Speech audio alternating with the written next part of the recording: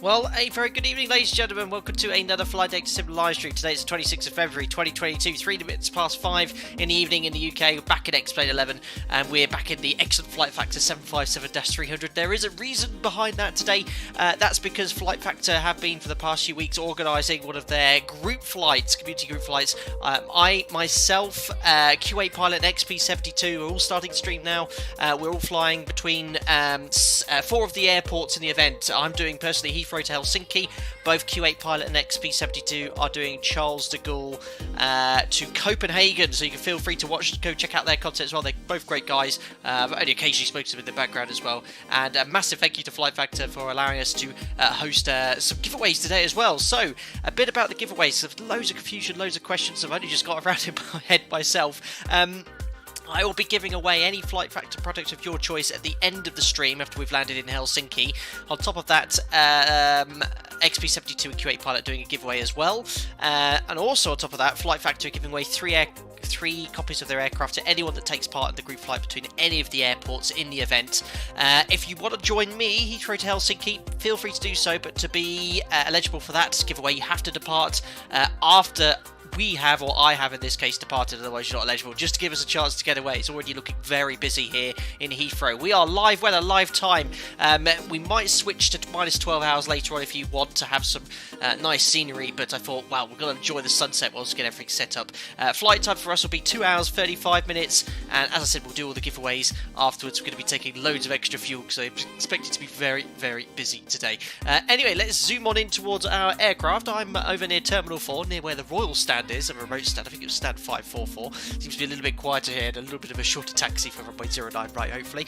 Who have we got? Gareth Hadley, hope you're doing well. N2, Samuel Butler, Ollie Blocks Gamer, Tim Waters, Shuey's here, Andy H1302, hope you're doing all well. Waz Wheel says, kept thinking, why is there 757 related stuff coming up? I hadn't looked at the stream title.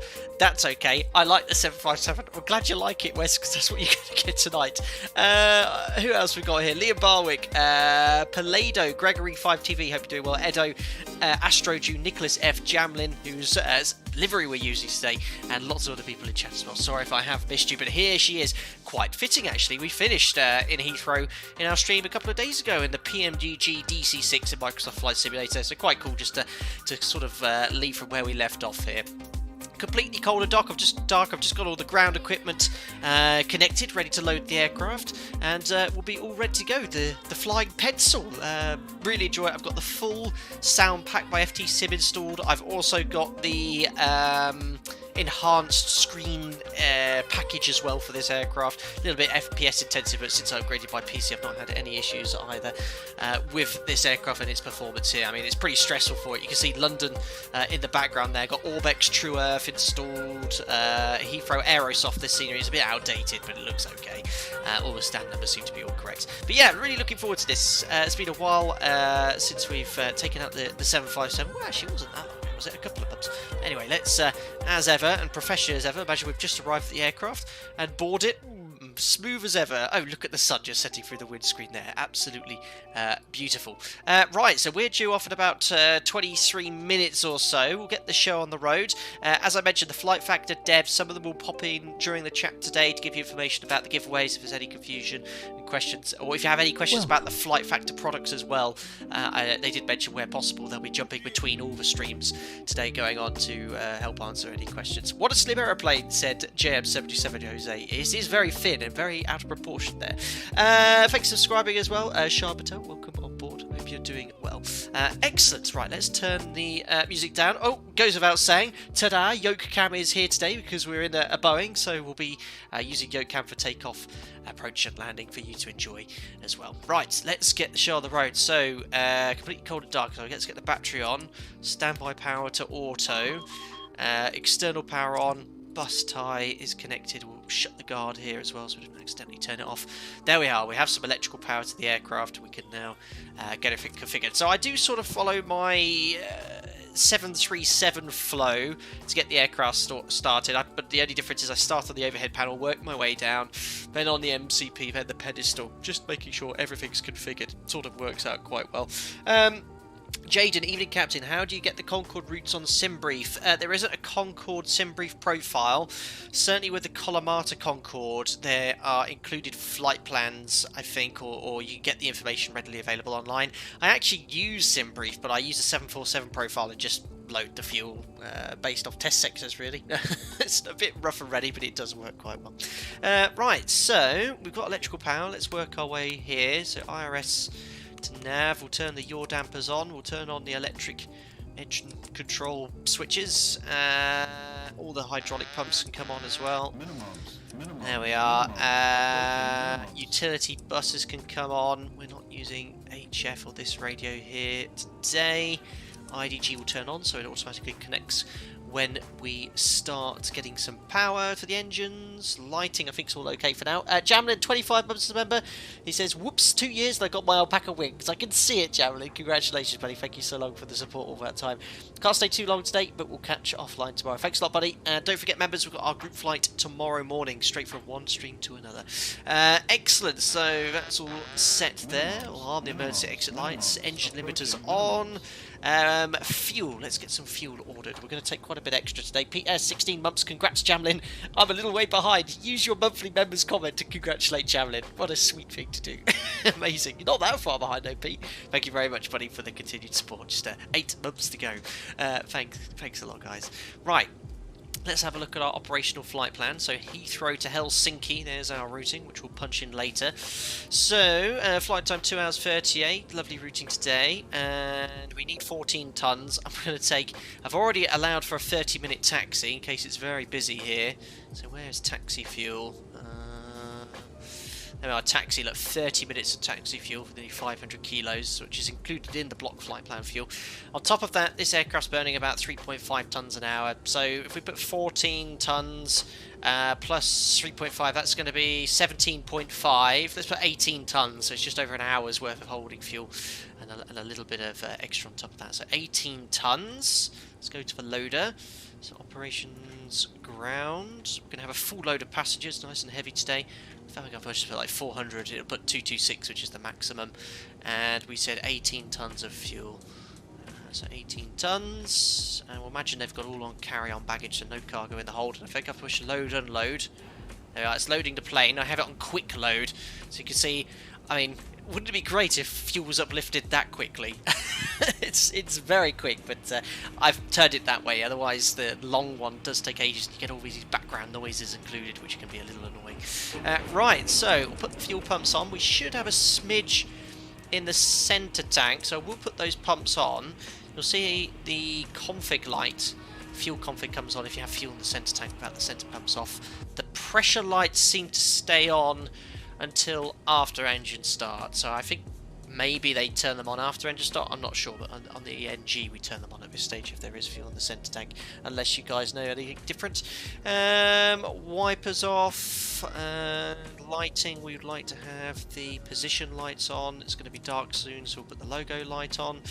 Window heat can come on, no smoking on, and the seatbelt sign on. Elevation is 180 feet in Helsinki, so we'll set 180. Flow rate to the little arrow, and pressurization mode selected to mode 1. Lighting is all set, air conditioning and pressurization panels. We'll have the temperature selectors for the flight deck and cabin set to auto.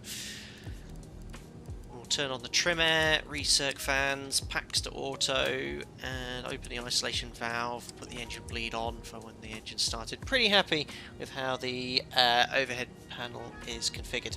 And a KLM spawned on top of me, very nice. So far, I don't think I've got anyone spawning. Oh, I did see a little cargo lux near me, but I've come to a very quiet part of the airport. But if you actually have a look at the main terminal over here, well, I'll give you a rough idea of how much traffic's there. Oops, I don't know what that's doing over there. That is Heathrow Airport right now. It's incredibly busy. So yeah, we hopefully this part here, I've planned this nicely. We can get to 09 right without too much delay. Superb. Jamlin, which cost index are you using? 757 usually has a much higher index than 30. I use an average of 65 to 95. 10, Jamlin. I planned on, I wasn't too sure, so I just went for 10. We could easily, with the extra fuel we took, climb or fly at a higher Mach number as required. We'll see how we get on later.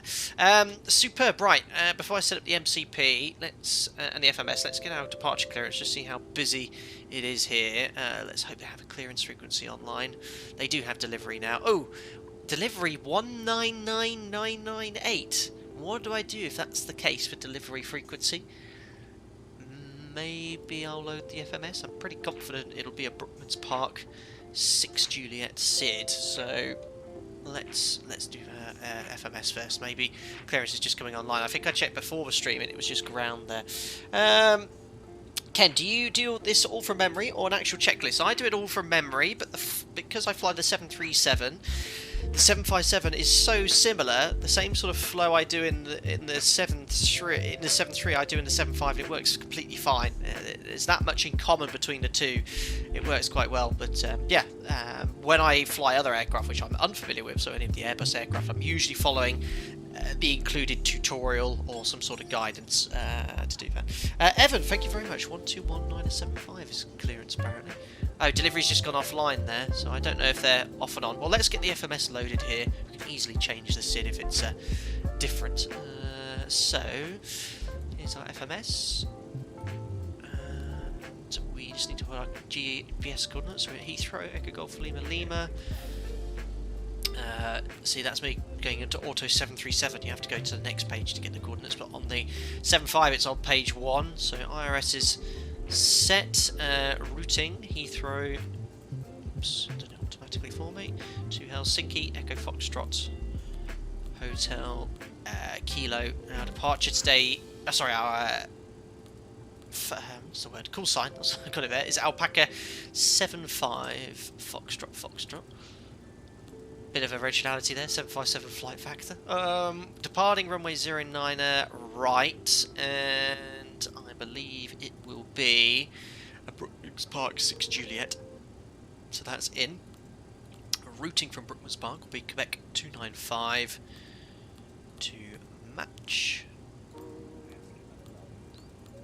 And then from match, it's Papa 144 to Lager. Do FlightFactor, I'm sure they do. Can you directly upload your flight plan from SimBrief? Is there a format you can save it? I've never ever done it because I like to just put it in manually because that's the way I always do it in a Boeing. But when I fly the Airbus or something else, I quite like the import flight plan feature.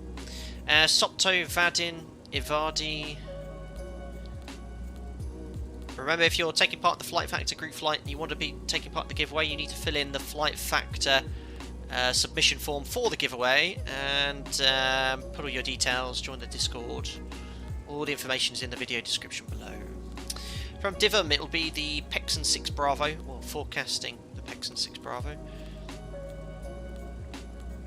There we are, runway 04 left, it will be the Ruli transition. So, let's just go to the legs page, join up the dots. So Ruli, just want to get rid of the vectors, so after Roja, then Ruli. There we are. Activate. Executed. Performance. 038, very heavy today, 86.1 with our full load of 226 passengers. I've got 4 alternates planned. The commercial alternate I've gone for was Riga. It's just because it's the furthest, so our alternate fuel, well, it's actually not quite the furthest, it's Stockholm Arlanda, I think that is. So we've got Riga. That's Tampere, which is in Finland, just north. Tallinn, which is directly to the south, and then Stockholm Arlanda. So we're basing our alternate going to Riga. But if we have to divert, we'll look at the 2 closer alternates first. Reserves then, based on going to Riga, is 4.1. Cruising at 33,000 feet. Quite low today, but that apparently is the optimum altitude. Cost the next 10. Takeoff will be flat 5. Now, my test sector used a 45 degrees assumed temperature. Very much nearly went off the end of the runway. So, and that was from an intersection. So full length, I'm going to put 30. I have no data for the 757, so 30 degrees, derated takeoff. CG 21%, so 4.7 units of trim, which I'll set now. There we are, 4.7 units. And V-speed, select on. 152, 163, 173, very fast, and then I need to select V-speeds here, so I believe I go to takeoff, set. There we are, so the V-speeds are all set on the PFD as well. Perfect, so FMS is loaded. We'll look at the MCP shortly. What have I missed here in chat? Ken says, oh my god, cheers, you're welcome. Martin, maybe departure's just playing hard to get, since you didn't check the ATIS yet, maybe. Delivery's back online, 121975. Well, let's grab the weather. I can see it's online as well, and then we'll get our clearance as well. So, clearance delivery, get the weather 12807. Let's see if it's on voice. ATIS isn't on voice, guys, I'm afraid.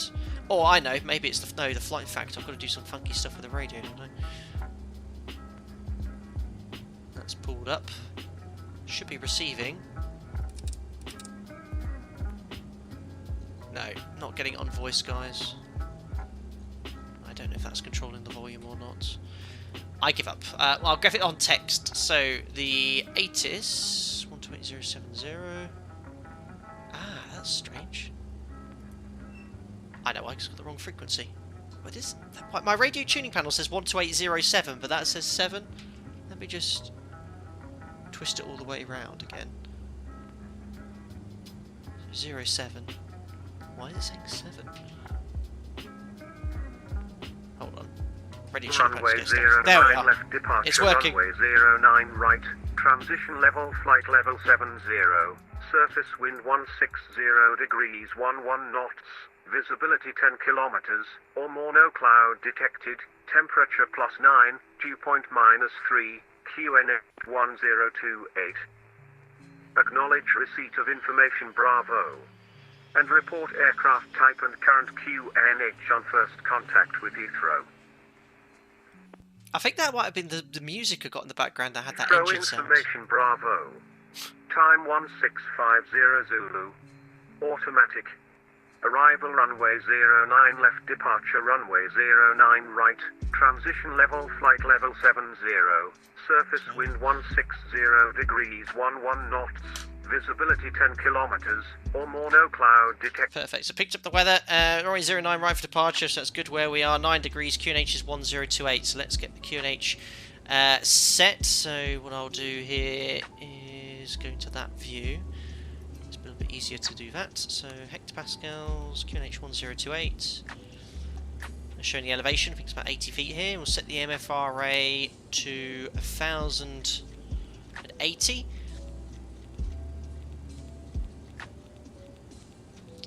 There we are, 1080. Perfect. So QNH is set, MFRA is set. Now we can grab our clearance. Greg, 28 months, evening captain, and fellow alpacas. Thank you very much for popping. Greg, hope you're doing well. 28 months as a member. Thank you so much for the continued support all that time. It's a heck of a long time. A lot of you guys are becoming members over 2 years. It's crazy. So thank you very much to all of you for your support. I hope you're doing well, Greg. Thank you. Right, let's contact delivery. Okay, Brooklyn Park 6 Juliet departure, squawk 4731. Clear to Helsinki, Brooklyn Park 6 Juliet departure, squawk 4631. How busy is this going to be? Heathrow delivery, hello, it's Alpaca 5, Alpha Lima, stand 225, we're a 7, correction, we're in A321 with information Bravo. Naughty alpaca, started talking before the other one finished. These alpacas can't take them anywhere. 5 Alpha Lima, good afternoon, clear to Helsinki, Brooklyn Park 6 Juliet departure, 09 right, squawk 3. Jenna for 23 months as a member, 1 more month until you get your alpaca badge. Almost 2 years, if you all alpacas 07, or is that meant to be a smiley? Not sure. Thanks, Jenna, for thanks for your support, buddy. Hope you're doing well. Alpaca 5 Alpha Lima, correct.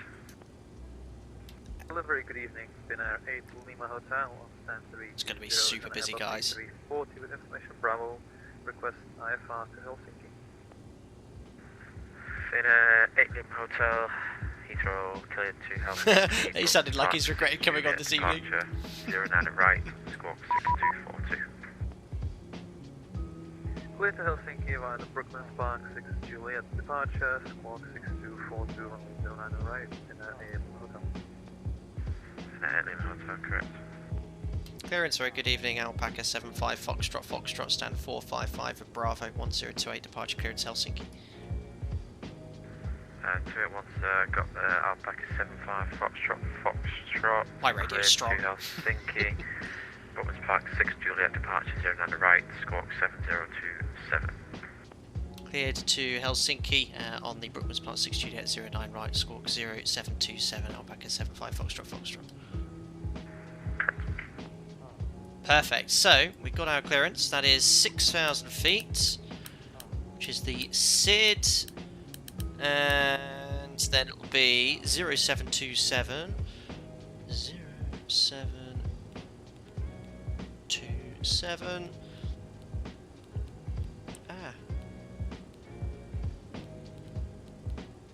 we're not going to get airborne, guys. It's taking me too long to set this. 0727, 6,000 feet on the MCP, and we can see it's the Brooklands Park 6 Juliet selected. So let's get the APU started, then we'll do our briefings, and then we will get on our way. We're doing perfect for time.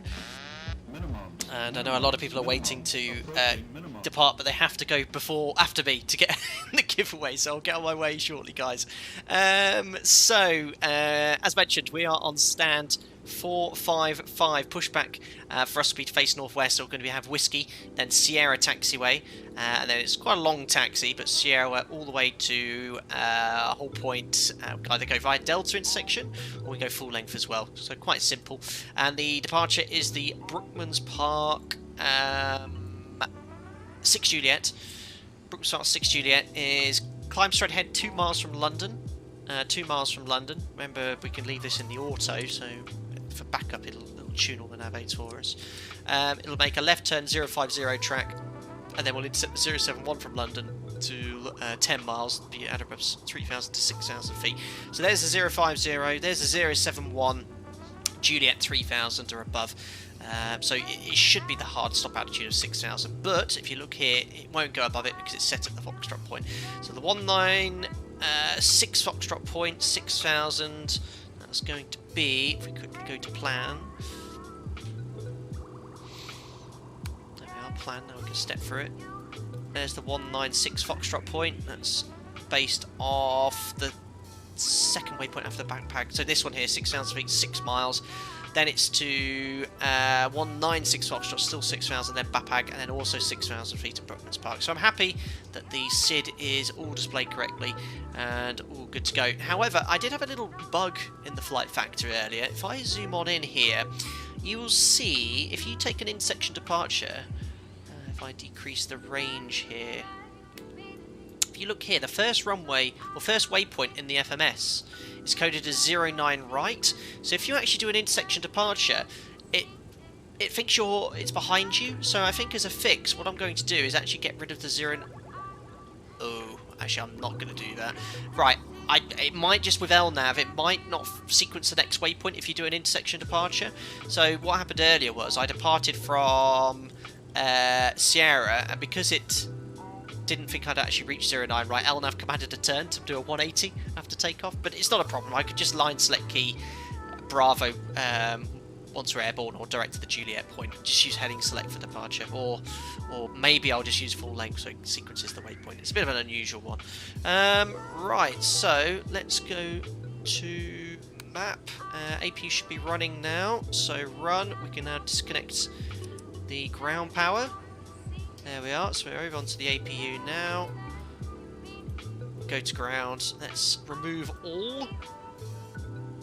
And airplane, close all as well. So all doors are closed, all the ground equipment's removed.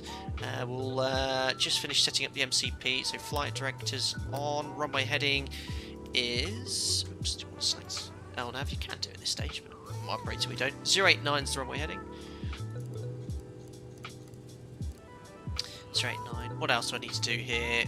That should be over as well. This should be set to 1028. Right to RTO. Do a quick config check. That's all working fine. And radio tuning panel's all set. Transponder will put to out off because we're about to request clearance. I think we're all good to go. I don't think I've forgotten anything serious. APU bleed on. There we are. Just turn the sounds up slightly. There we go, and we'll call for better pushback as well. Look, there's one I made earlier. I'll do a new one just in case it... I've done one where I've reused one in the past. It went a bit weird. So let's do that. Undo that. Ground to cockpit. Plan acknowledged. Call me through the menu when you're ready. That's reflective reality simulations. I've noticed it's really quiet around here. Is that because everyone wants me to get away first? It's so busy still. Ground to cockpit. Toes driving up. He's on his way. It is incredibly busy over there though. Flipping heck. I mean, that's like Heathrow in normal times. But yeah, I think as soon as I request push to start, there might be a bit of a rush. But guys, in normal times, I don't ever want anyone to wait for me. Obviously, the giveaways, it's paramount that you have to leave after, which is quite a good idea, I think. Right, let's request push to start. I think by the time we get our clearance, we'll be ready to go.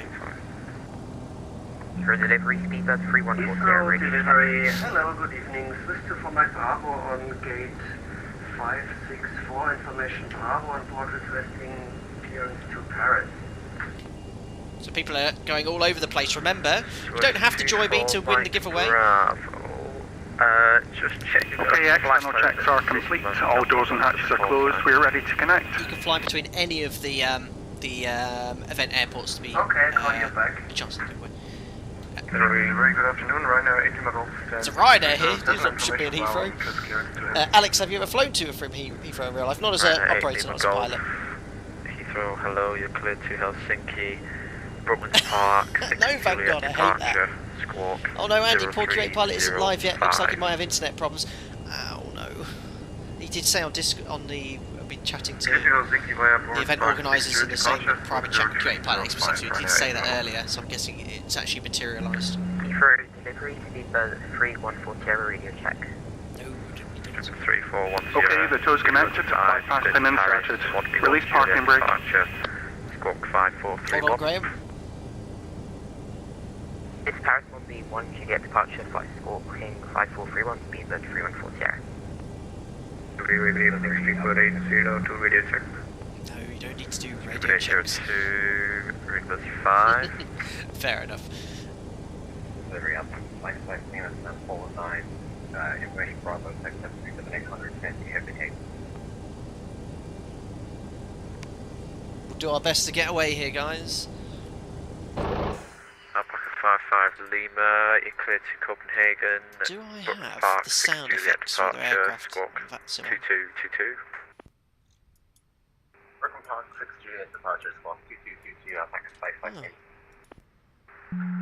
Delivery Swiss to format Bravo again. Do you have the flight plan right now? Yeah, aircraft engine sounds on for their aircraft now. Look at this, like Heathrow right now, live. Swiss 24 Mike Bravo, negative. Look at the I'm trying to find aircraft. you on So many aircraft. Fat Spy. Oh, the departure is going to be great over London. Runway 09 here. Because when I try to file the plan again, it says it's blocked by ATC. Uh-oh. Swiss 24 Mike Bravo. I've not got anything on the departure list. I'll just try changing your call sign. Okay, I will disconnect and come back later. Thank you. Roger. Alpaca 75 Foxtrot stand 455 for push and start. Alpaca 75 Foxtrot 4 position. Contact Heathrow planner 124.475. Goodbye. Hold position 124475 Alpaca 75 Foxtrot. Good luck. He's going to be busy. Heathrow planner? Ah, this is unique to... I've never heard of anything like this on any other frequency. Right, let's contact the Heathrow planner and see what he's going to do with us. I can't even see the frequency on the list there. 124475 is active though. Oh yeah. Heathrow planner, Alpaca 75 Foxtrot stand 455 request push and start. Alpaca 75 Foxtrot, Heathrow ground, Heathrow planner, good morning. Good evening even. Thank you, contact Heathrow ground now 121.7, bye bye. 121.7 Alpaca 75 Foxtrot Cheerio. He sounds like he's had a long day. Right, over to ground now. Heathrow ground, hello Alpaca 75 Foxtrot stand 455 request push and start.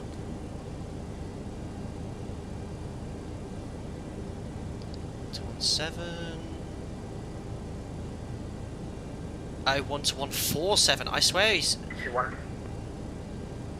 I swear he said 1217, but the only frequency on ground is 12147, so... let's try that one. Ground, very good evening, Alpaca 75, Foxtrot stand 455, request push and start.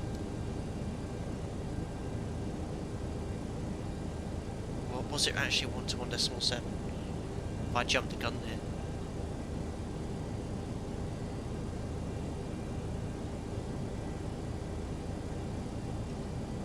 I'll just try this one more time. Ground, hello, Alpaca 75, Foxtrot, on stand 455, request push and start.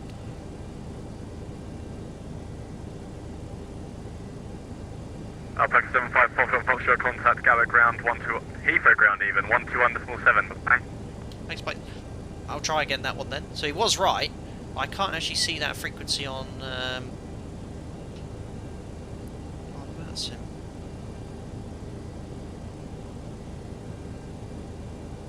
Heathrow ground, hello, Alpaca 75, Foxtrot, on stand 455, request push and start. No, 121.7. So it's twice I've been told to go to 121.7. On the VATSIM nearby ATC, there's no 121.7 online at all. But two different controllers have now said 121.7. I've got 121.8 and 121.9 and 124.47. Oh, 121.8 is Gatwick. 121.9? I swear he said 121.7. Hello, Kilo 1008, stand 417 for pushing. 6 contact Heathrow Tower 118.5. We'll get there. Heathrow Tower. I have tried 121.7 scale notes twice. Right. This one's right. This is the third ground frequency we've tried. Ground, very good evening, Alpaca 75, Foxtrot, stand 455, request push and start.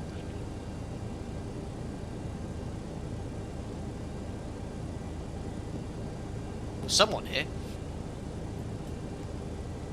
75, Foxtrot, going good afternoon to you, so just report stand number 1 more time, please. On stand 455, Summerside, Alpaca 75, Foxtrot. 75, Foxtrot, roger, set squawk 7027. Squawk 7027, Alpaca 75, Foxtrot. There we are, 7027. Squawks all over the place, frequencies all over the place. Yeah, there's no 121.7 frequency.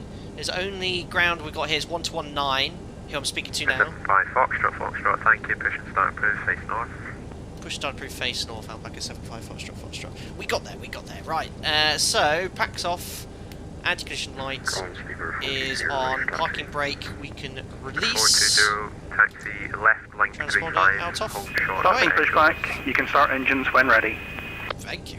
F line 35, hold short of back, speaker from Heathrow. A little bit of lighting here. Right, 206, tower 118.5. On our way. Ground, in there 7 kilo Lima, request should start at 311.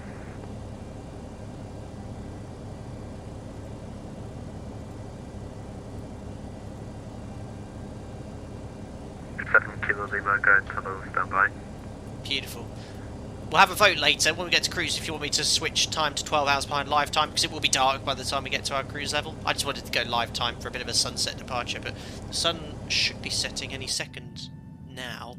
Well, it has already set, but I thought the sunset was a little bit later in London at the moment. Don't know. Right, anyway, let's now... Oh, Pete, I've just literally muted the alerts and I've seen you've donated. Hold on, let me... I can fix that. 7 Kilo Lima, push and start approved. Thanks, Pete. Push and stop 50, 40, 30, 20. Thanks for the tenner, buddy. 10. Appreciate it. No comment this time. I was waiting for a witty dope, but I didn't get anything today. Thanks for the continued support, though. I really appreciate it. Right, now, alerts are now muted. Excellent. Cheers, Pete. Right, starting engine number 2.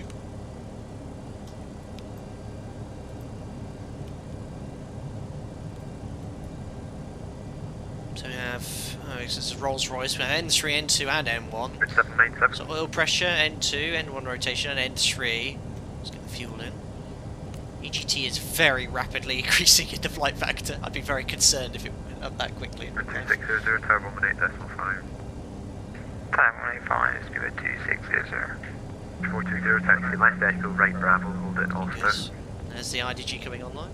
Left echo. There's the tower at Heathrow. Beautiful.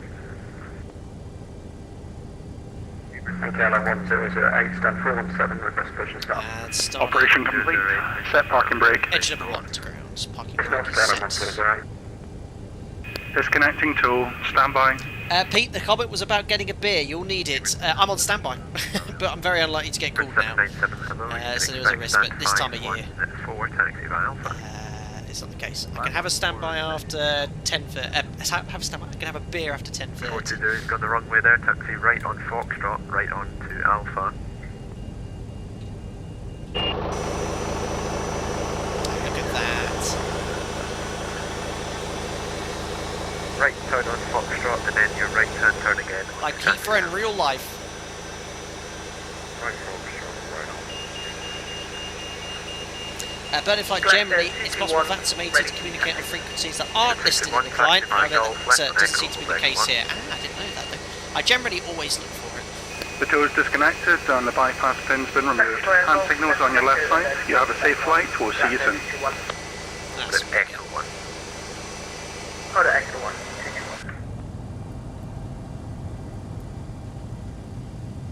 Martin, what is N3? Great question. It's to do with the Rolls-Royce engine. They have a triple bypass something or other, different design. Very revolutionary when it came out. It's on the RB211. There we are. And there's still plenty of RB211 spinning around today. Right, let's get the show on the road. So, generators are on, APU's off, start switches, don't need to put in continuous in the 7.5. Window heat probe heat's on, packs auto, isolation valve closed, APU's off, flaps to 5, there we are. We'll select the status page so we can check flight controls. Let's do that now. So elevator, full back, and full forwards, full left, and full right. Here comes the rudders, full left, and a full right. There we go. And we can now do the recall. Good evening, 8 in the hotel stand. What have I forgotten here? Request push and stop. Recirc fans. Firepacker 1 Alpha November, taxi In on. by Sierra, hold it Avro. What have I done here? This didn't happen to the test sector. Left and right utility Okay, bus that's off. fine, hold possession and you're very quiet, son. Oh! Alright, put the buses off and on again, that worked. I fixed it. I should become an Center engineer. 8, leave a Just hotel, parking brake please, released. not approved. Check is complete. Lee Russell, thank you very much for the £10, buddy. Whilst we're not taxiing, I will temporarily unmute the alert so it plays just for you. 50, Route Thanks, 420, buddy. contact Heathrow Tower 30, 118.5. 20, 10. Hans, I'm having a standby right now. Cheers. Love it, Hans. A little something toward your post standby, be a smile. Oh, appreciate it, buddy. Thank you very much. I'll get myself something with that. I really appreciate it. Thank you very much. Ground, good evening. Lee Russell. Cheers, buddy. Right. Very generous. 314 Sierra, hello, push to start proof face east. Start through facing east, bed 314 Sierra. KLM 1008, Saxon. Burning fly, have you tried turning it off and on again? Exactly. It fixes 99% of electrical problems. Alpaca 757 holding on Sierra. Sierra follow the Alpaca KLM 1008. Alpaca 75 Foxtrot request taxi. 75 Foxtrot, thanks, taxi left Sierra, hold it Avro. Sierra Holden Avro. Alpaca 75 Foxtrot. Damn Heathrow and their term things. Where's Avro? Sierra and hold at Avro. Is that all the way down here? I'll try and find it in a second. Parking brakes release, config. No takeoff config. Taxi right on Bravo, hold it Ulster. 221 Sounds taxi like right this. on Bravo, hold it Ulster. Right on Where Bravo, is hold Oscar, Avro? 221.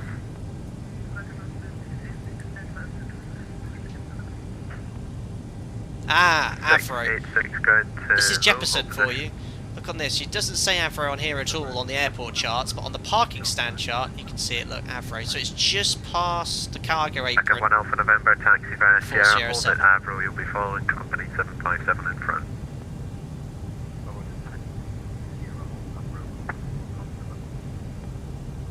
Alpaca 5 Alpha Lima, stand 225, request mission start. Everyone's requesting now. Heathrow ground, hello, Swift for my Bravo on gate at stand 564, request mission start. It's so busy. 24 Mike Bravo, push and start approved, face south. Face south, Swift for my Bravo. You wouldn't think there's priority I'm getting tonight. There's a busy group flight. Good evening, taxi by Alpha, hold short link 58, expect stand 518. External volume is very quiet on the flight factor. 518, Alpaca 5 Alpha Lima, request mission start, stand 225. 5 Alpha Lima, push and start approved, face west. This Mission start approved, sounds... face west, Alpaca 5 Alpha Lima. Alpaca 1 Allen 180, Kilo Golf, request mission start.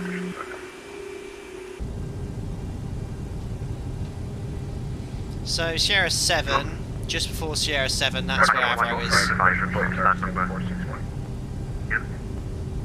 Alpaca 125, push and start approved. Vanguard, there's more than 52 departures at Heathrow currently. That's like one of our monthly group flights. 75 Foxtrot, Tower 1185, goodbye.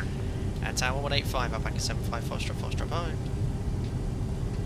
Wow, we're already at Tower. So, we can advise, we are able Sierra 7, but I need to do the full takeoff checklist first. We'll just contact the Tower first. Tower, good day, Alpaca 75, Foxtrot, it's on the taxiway Sierra, to hold at Avro. Alpaca 75, Foxtrot, Heathrow Tower, Roger, hold at Sierra 11. Hold at Sierra 11, Alpaca 75, Foxtrot. That's full length, that's fine. 40, 09 right, surface wind 150 degrees 1. I know that's in UK, it's quite hard to get Heathrow, you have to do a lot of training. That's why these guys probably sound just exactly like it's real life, it's crazy. Tower connecting shelter, uniform with you, 509 left. Right, let's do full takeoff checklist, config checked, flaps, 5, stab trim set for departure, 4.7 units set takeoff briefing. Packs are auto bleeds on, the V-speeds are set for departure. They are 52 for V1, 63 for VR, V2's 173. Departures the Brooklyn Park, 6 Juliet, climbing straight ahead till Bravo Point and making a left turn, climb to 6,000 feet. NADP2, any problems will climb straight ahead to 4,000 feet, the MSA. Probably make a turn so we don't go directly overhead London. That's it, that's all reviewed. We'll imagine the cabin is secure. And we're ready for departure. Look at all the arrivals as well. 1, 2, 3, and departing on 09 right. Beautiful. Q, welcome aboard as a member, buddy. It's not going to play up or do anything because the alerts are muted there, but thank you very much for joining as a member. Glad you joined the content. You get invited to our members only Discord. Hope you enjoy using the custom modes in chat. Thank you very much. Alpaca 1 Alpha November, Heathrow Tower, hello, hold at Sierra 11. KLM 1008, Heathrow Tower, hello, hold Sierra 11. Sierra 11, KLM 1008. What's it? So petrol station there, fuel stations are available. This is the aerosol scenery for Heathrow. It's very outdated, it's very overpriced in my opinion, for the age of the product.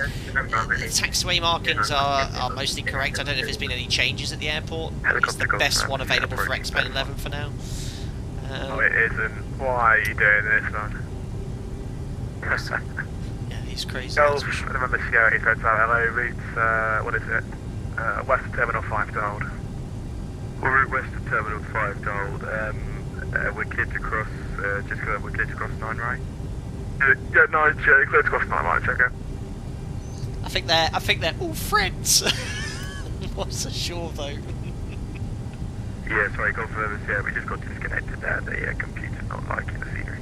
Uh-oh. Yeah, we'll be fine. Hello there, Heathrow Tower, Galactic 221 holding Oscar. Galactic 221, Heathrow Tower, hello, Link 53 Yankee, hold out November Bravo 11. There's Sierra 11. Delay 53 Yankee November Bravo 11, direct 221. Speedbird 420, turn right heading 220 degrees. Right heading Bouncy suspension, right parking brake set. Speedbird 420, contact director 119.725, goodbye. Do the flow now. 119.725, goodbye. Left hand to Flight Bravo, short final. Left hand to Flight Bravo, thank you. 09 left, surface wind 150 degrees, 10 knots, clear to land. TARA, and we're going to have a little bit of...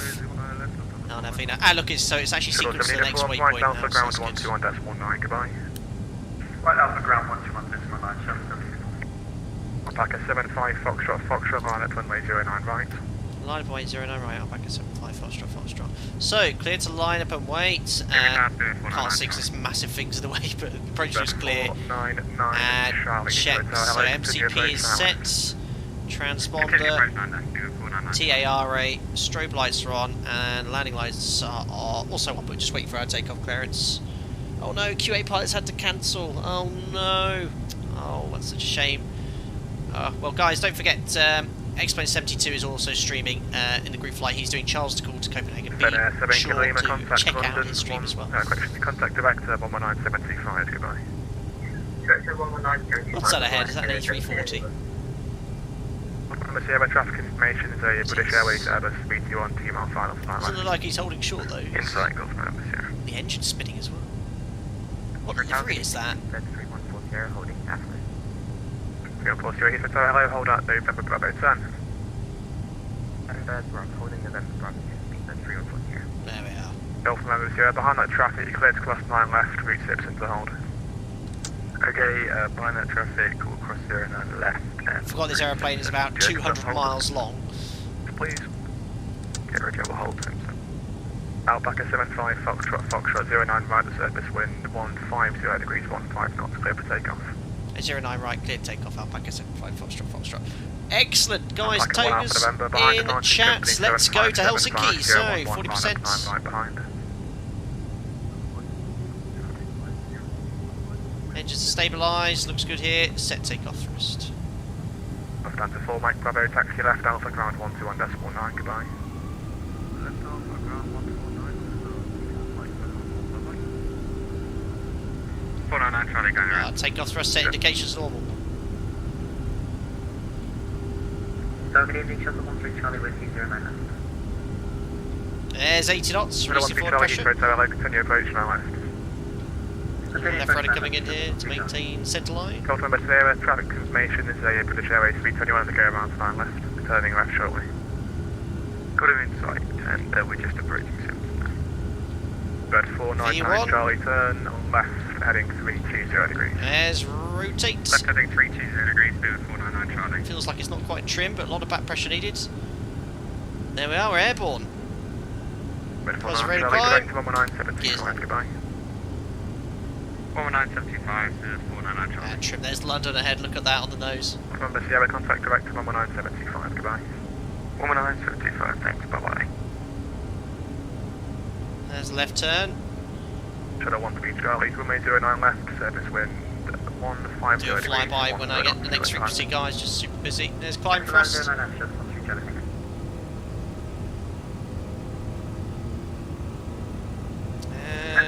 flaps one. One way. I can do that, thanks. It's almost commanding a level segment here. And flaps up. Beautiful. Look at London there. Oh, wow. This is Orbex True Earth, guys, with all that's what the light effects looks. Very nice. Well, I hope those flaps get up soon. We're approaching our maximum flap placard speed here. Guess it takes ages for the leading edge flaps to retract. There we go. It's an automatic changeover frequency. Alpaca 1 Alpha November behind the correction. Alpaca 1 Alpha November 09 right surface wind 150 degrees 10 knots. Passing 3,000 for 6,000 feet. Do you have to take off shortly? Speedbird, disregard. I don't know if it's an automatic changeover frequency here. Heathrow Tower system for Mike Bravo. It's not said anything here.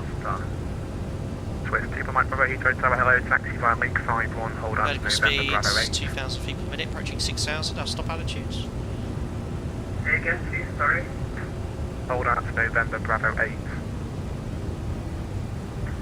Via Lima 51 to November Bravo 8. This is for my time. Speedbird 314 Sierra line up runway 09 right. Landing up runway 09 right. And 314 Sierra. Alpaca 75 Foxtrot, is there automatic changeover? Alpaca 75 Foxtrot negative. Call Heathrow direct to 119725. Goodbye. 119725, Alpaca 75 Foxtrot, bye. It's very busy, so we'll let him off. 119725. One to go, and we'll level off on this altitude here. 120.4, nice to meet you, 499 thanks, bye. Heathrow direct, very good evening, Alpaca 75 Foxtrot, Brooklands Park, 6 Juliet, passing 5,300 for altitude 6,000 feet. We get flight 75 Foxtrot, resume navigation, route limit, match, climb, flight level 150. Direct to match, climb flight level 150, Alpaca 75 Foxtrot. So 150 is set. Let's select, actually I won't select VNAV because it'll level off. And direct to match, which will get 420, resume on navigation. Execute. Actually, stand by. There's match. LNAV and VNAV have to take off checklist. So gears off, water brakes off, air conditioning and pressurisation. 420, take the gear here. navigation, route limit, damage. That's what I'm looking for. 2.0 PSI climbing. Back to hello, Steven, set. 9 is Set standard, which is down here. 48180 for direct to get Standard set, passing 68, flight level 150. Have to take off checklist. 285, speed at 481. UK doesn't have, no, I think you're right. I don't think the UK has any automatic transfers. Let's do the delayed flyby. It's so quiet, the external view in this aircraft. There we are, on our way. Excellent. Well, you wouldn't think it was a group flight with 60 departures from Heathrow, but 420 Unicom 122. I do appreciate everyone's I do appreciate everyone's leaving afterwards. Obviously the giveaway, you know, to get into that giveaway you had to leave afterwards anyway. It just means I didn't have to sit on the ground the whole time, so I appreciate it's worked out really well on my side. I hope you guys are all joining me behind me. Absolutely superb, and we'll enjoy the rest of this beautiful view as we head eastbound. There we are.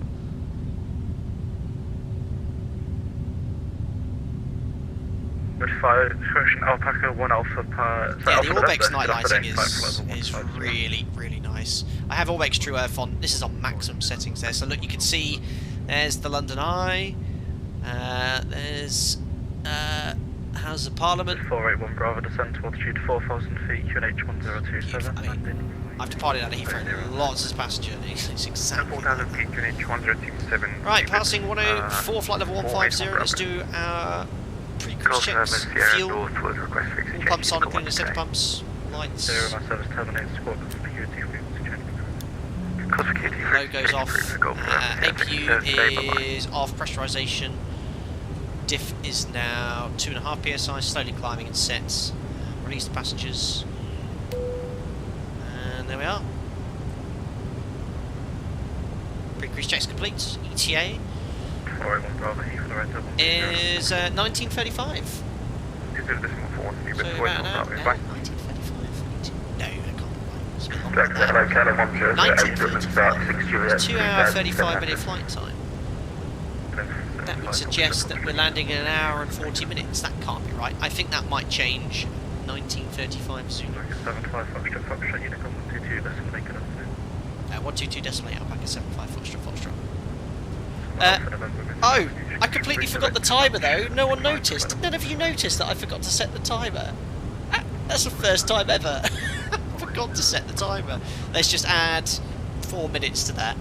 Oops. I think there are some areas where there's no ATC, but most of it is covered for this evening. But there we are, over to Unicom. Beautiful. PGs, ignore the ETA and the FMS, it does not know of winds and it assumes full cruise speed all the way into the flare. Okay, yeah, because I did the test sector want to go. I did the test sector earlier, and it was very close to the flight plan, flight time, about 2 or 3 minutes difference. 330 sets. That's our final cruise level. We're on our way. Otherwise, very smooth departure. I was expecting a little bit more chaos, but as I said, was very lucky to be able to get away there first. Paul, the time was actually running when you took off. It was, but it wasn't correct. It was saying 50 minutes and not been airborne for 50 minutes. It automatically starts in the FlightFactor as soon as you load in. Starts the timer going straight away. No, we were testing you. Kevin, do pilots leave the lights on in the pit during night flights? Yes, generally they are off. I still have the dome light illuminated, so the dome light would be off. Sometimes in the cruise we have it on, but all approaches on the ground would be off as well, so that's a little more like it. There we are, that looks a bit better as well. Prashna used to it by now, unbelievable. Look at you, you're used to it, blah blah blah, blah blah blah. Oh, Cat, sorry. It's now the Coca-Cola London Eye. I didn't realise that. Unbelievable. Yeah, there's a nice buzz sound, isn't it, from the RB211s.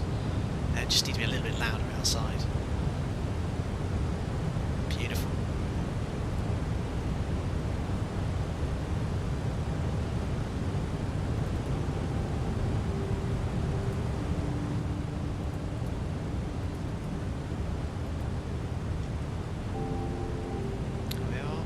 Charts. We're one away from Heathrow.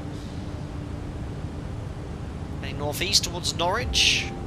I grew up around this part of the world here. This is my hometown, Spalding there, and I went a lot on holiday here on the east coast of Norfolk, north coast of Norfolk. This is Hunstanton, Great Yarmouth, flying just to east of that. Martin, have you ever flown in a 7.5 in real life? I did. Last 7.5 I flew was with TUI. From Birmingham to Cape Verde about 2 years ago, before COVID. It was a few months before COVID, and I think a few times growing up. But no, not operated that aircraft. Paul Hamilton, never mind the clock G, unbelievable. JJ, have you any opinion on the L3 Harris flight school? I don't know anything about L3 Harris. There's a lot of, I think they were really, when COVID all kicked off, a lot of people were saying how L3, I think, and some other flight training schools are really trying to still sell their product whilst that's going on through a global pandemic. But as a flight training school, I'll get the job done for you, but I don't know anything about them. I trained at Oxford Aviation Academy, started it nearly 12 years ago, so a lot's changed since then. Guys, should we have a vote? Would you like to go 12 hours behind live time? So instead of being 6 o'clock in the evening, we can go 6 o'clock in the morning. It literally just need to jump into the menu, pauses it for 2 seconds. Actually, I'm not going to vote. I'm not going to allow for a vote. Watch this. Let me just do this quickly. I know it pauses the sim. There we are. So now you get to enjoy a sunrise. Didn't even know it's changed, look. That's now the sun rising as we fly east. Uh-oh, Yaroslav wanted live time, please. Am I going to be upsetting some viewers? I was originally planning on actually going 12 hours behind anyway. I just thought departure would look really cool after the sunset. But yeah, I downloaded all the ortho for this sector, so I think it'd be quite cool to see the scenery. So yeah, and the sunrise will look epic in the sim. It looks great with enhanced skyscapes and the cloud filters. Liam, I'm going to vote 12 hours, you didn't even need to. PJ, you can press I and change time without pausing. Is that even the case, PJ, when you're on live time? No, if you're on live time, can you still change the time using that feature? Because I know that freezes when you're on live time, that freezes, but obviously I can use a slider when I don't have live time on. So a lot of people are going to be confused now. They'll be joining saying, why is the sun rising?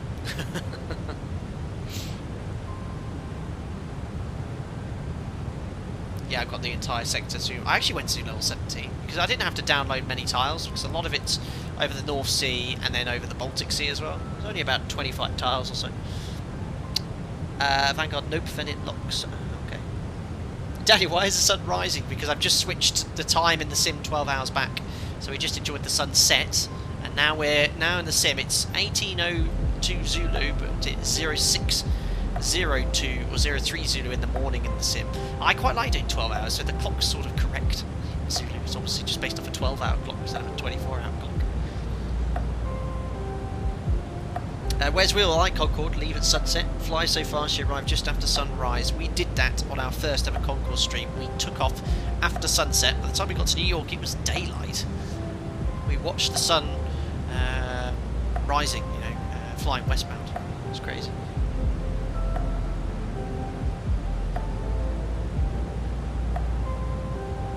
Excellent. Thanks Nightbot for reminding everyone. So just to remind you about the giveaway regarding FlightFactor.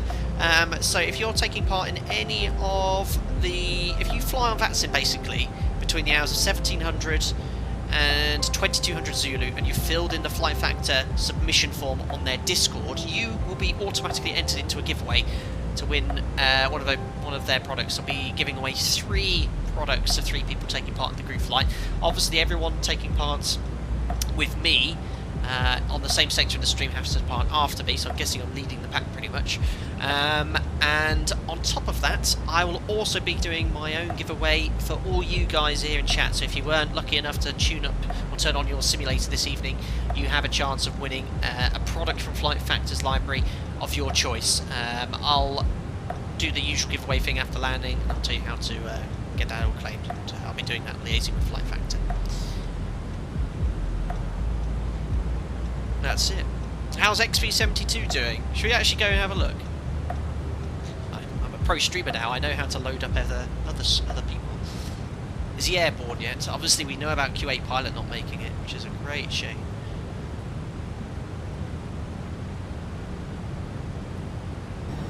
Oh, he's just got airborne. Let me just be a pro streamer here.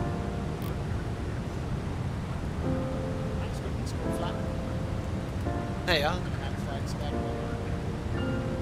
There is XP72. Be sure to go check XP72 out as well. He's just gotten airborne. He's flying from Copenhagen to Paris de Gaulle. We might... No, we won't fly each other past each other, I don't think. So he's gone away quite quickly as well. And he's in the 767 today. Very good. Ben Matthews, what happened to Q8Pilot? He had internet issues. I think he's had internet issues all day. There you go. There is XP72. We should say hello in chat, really. But no, I'm not a fan of jumping in people's streams and saying hello. I mean, I do sometimes. It's their stream.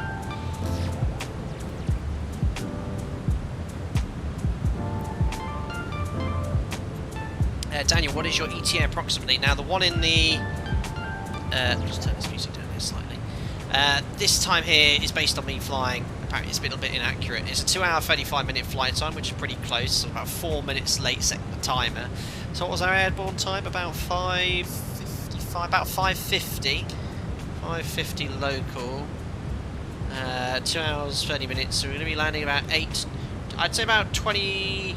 If there's no delay, about 20 past 8 UK time, 8:30, and then I'll do the giveaway after we park on stand. It's about 8:30. So a little under 2.5 hours from now.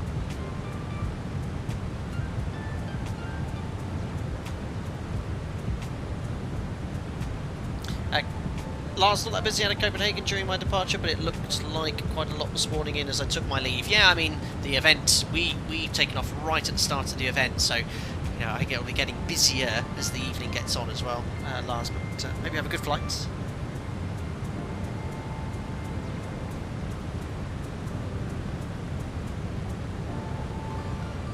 Anon, what, Captain, what's your cruise speed if I would take? Can't I still win? Maybe. We're quite low cost index for the 7.5, I believe, but I might crank it up a little bit.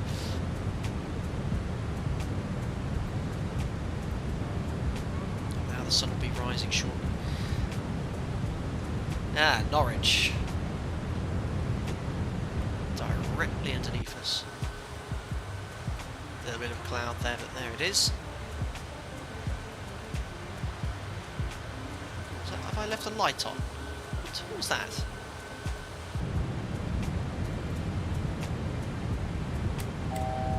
Some sort of wheel well. I don't know if that's looks like there's a light on my aeroplane in certain views. If I look directly down, look, you can see this light on it. Anyway, there's Norwich directly below. Look at this. Leveling off of 330.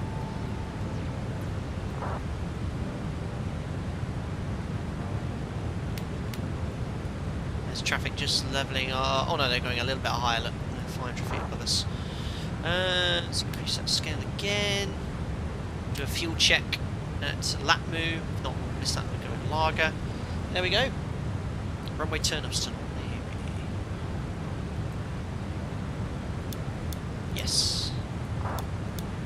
The click spots are a bit dodgy on this though. Look, I don't know if your eyes deceive me, but I am clicking that one. Ah, there we go. Yes, it was the turn-off line. Thank you. So, aircraft, a few aircraft behind. The sun's going to be rising shortly. Sunrise, I know. That's why I wanted to go back to 12 hours as well.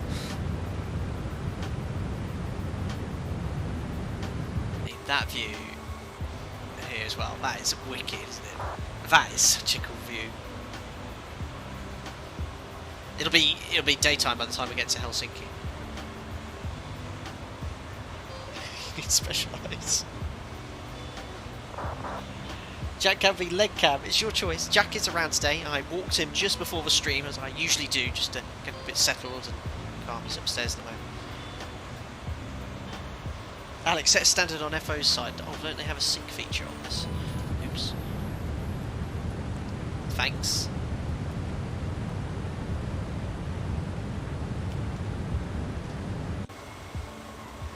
Bye-bye, Blighty.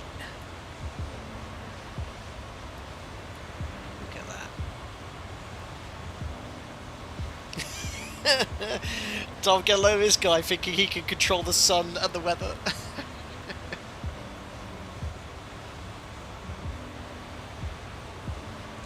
Reese, do you think Ortho 4XP is must-have? For me personally, you know, you don't need to have it. If you're flying at night, obviously not. But if you want to be flying and enjoying what is actually represented, or what would be below you there in real life, then yeah, it is an absolute must. Generally, when I stream now, I always download Ortho 4XP. Every sector.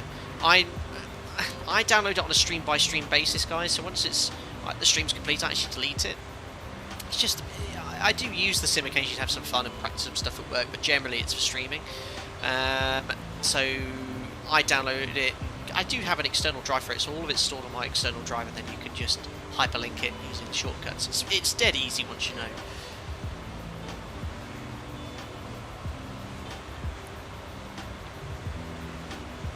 It's going to get brighter and brighter.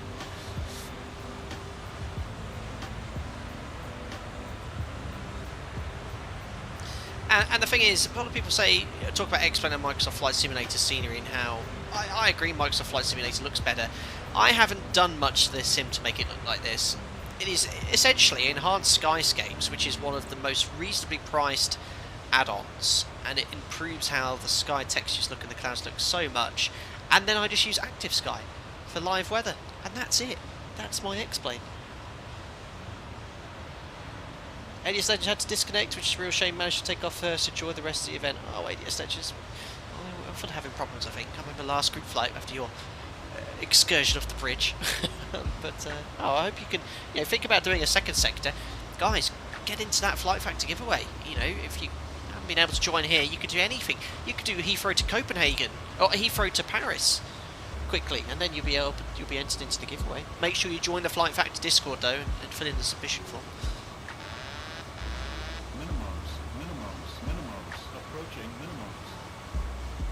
Excellent. Wojtek, 2 months as a member, 7.5 or 7.6 while waiting for 777-V2 from FlightFactor. How good are they compared to the Zebo 7.3? Cheers. Now, I don't own the FlightFactor 7.6, only the 7.5. This is actually the only FlightFactor product I've ever flown. I could get the 7.6, but because I've got the 7.5, didn't really see the point in investing in the 7.6 as well. I've heard good things about the V2 777, which is in development. It's going to be a big improvement on their older 777, which has been out, I believe, quite a long time, which I've not tried. For me, I think it's overall a really good model of the 7.5. The FMS I don't think is quite as good as the Zibo mods, but you think about the amount of hours and ongoing testing that the Zibo's had, I find it can be a little bit quirky, especially VNAV, but overall I think it's pretty good. The autopilot functionality seems really good, the performance, the pitch power. I haven't got access to the tables, but it feels right, if you know what I mean. So yeah, I think for X-Plane this is the best FlightFactor, best 757 available for FlightFactor 7. But yeah, looking forward to the 777, the V2.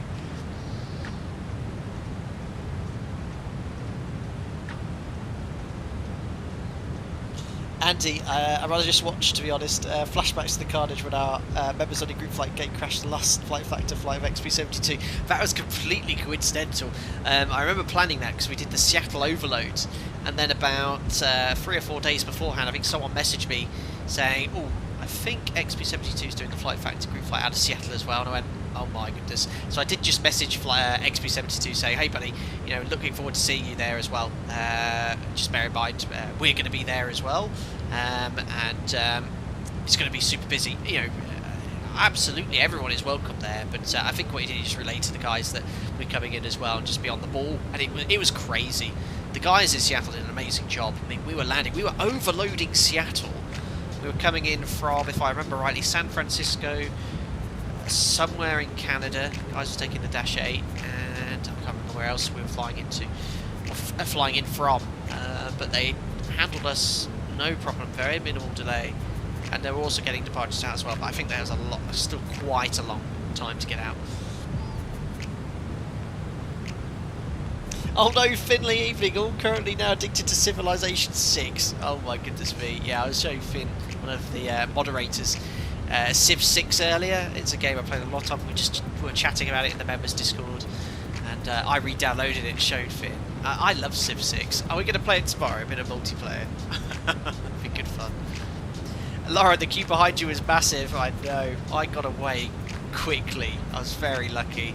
And I have to say, I don't know, I wouldn't have minded being in the mix, but it would have been carnage getting away here, and I do feel a bit bad for the controllers, because obviously, I don't know, I think they're aware of who we are, or FlightFactor said we'll let VATSIM know the streamers were going to try and get away first. So I did hear someone was having to give way for me. For me, you know, I don't deserve any more priority than anyone else. I'm just with everyone else, but obviously for the giveaway to work today, and to ensure that you guys watching don't have to sit watching me on a taxiway for an hour and a half. They did allow us to get away first, or just to say, look, to keep you in the giveaway, let the streamers go first.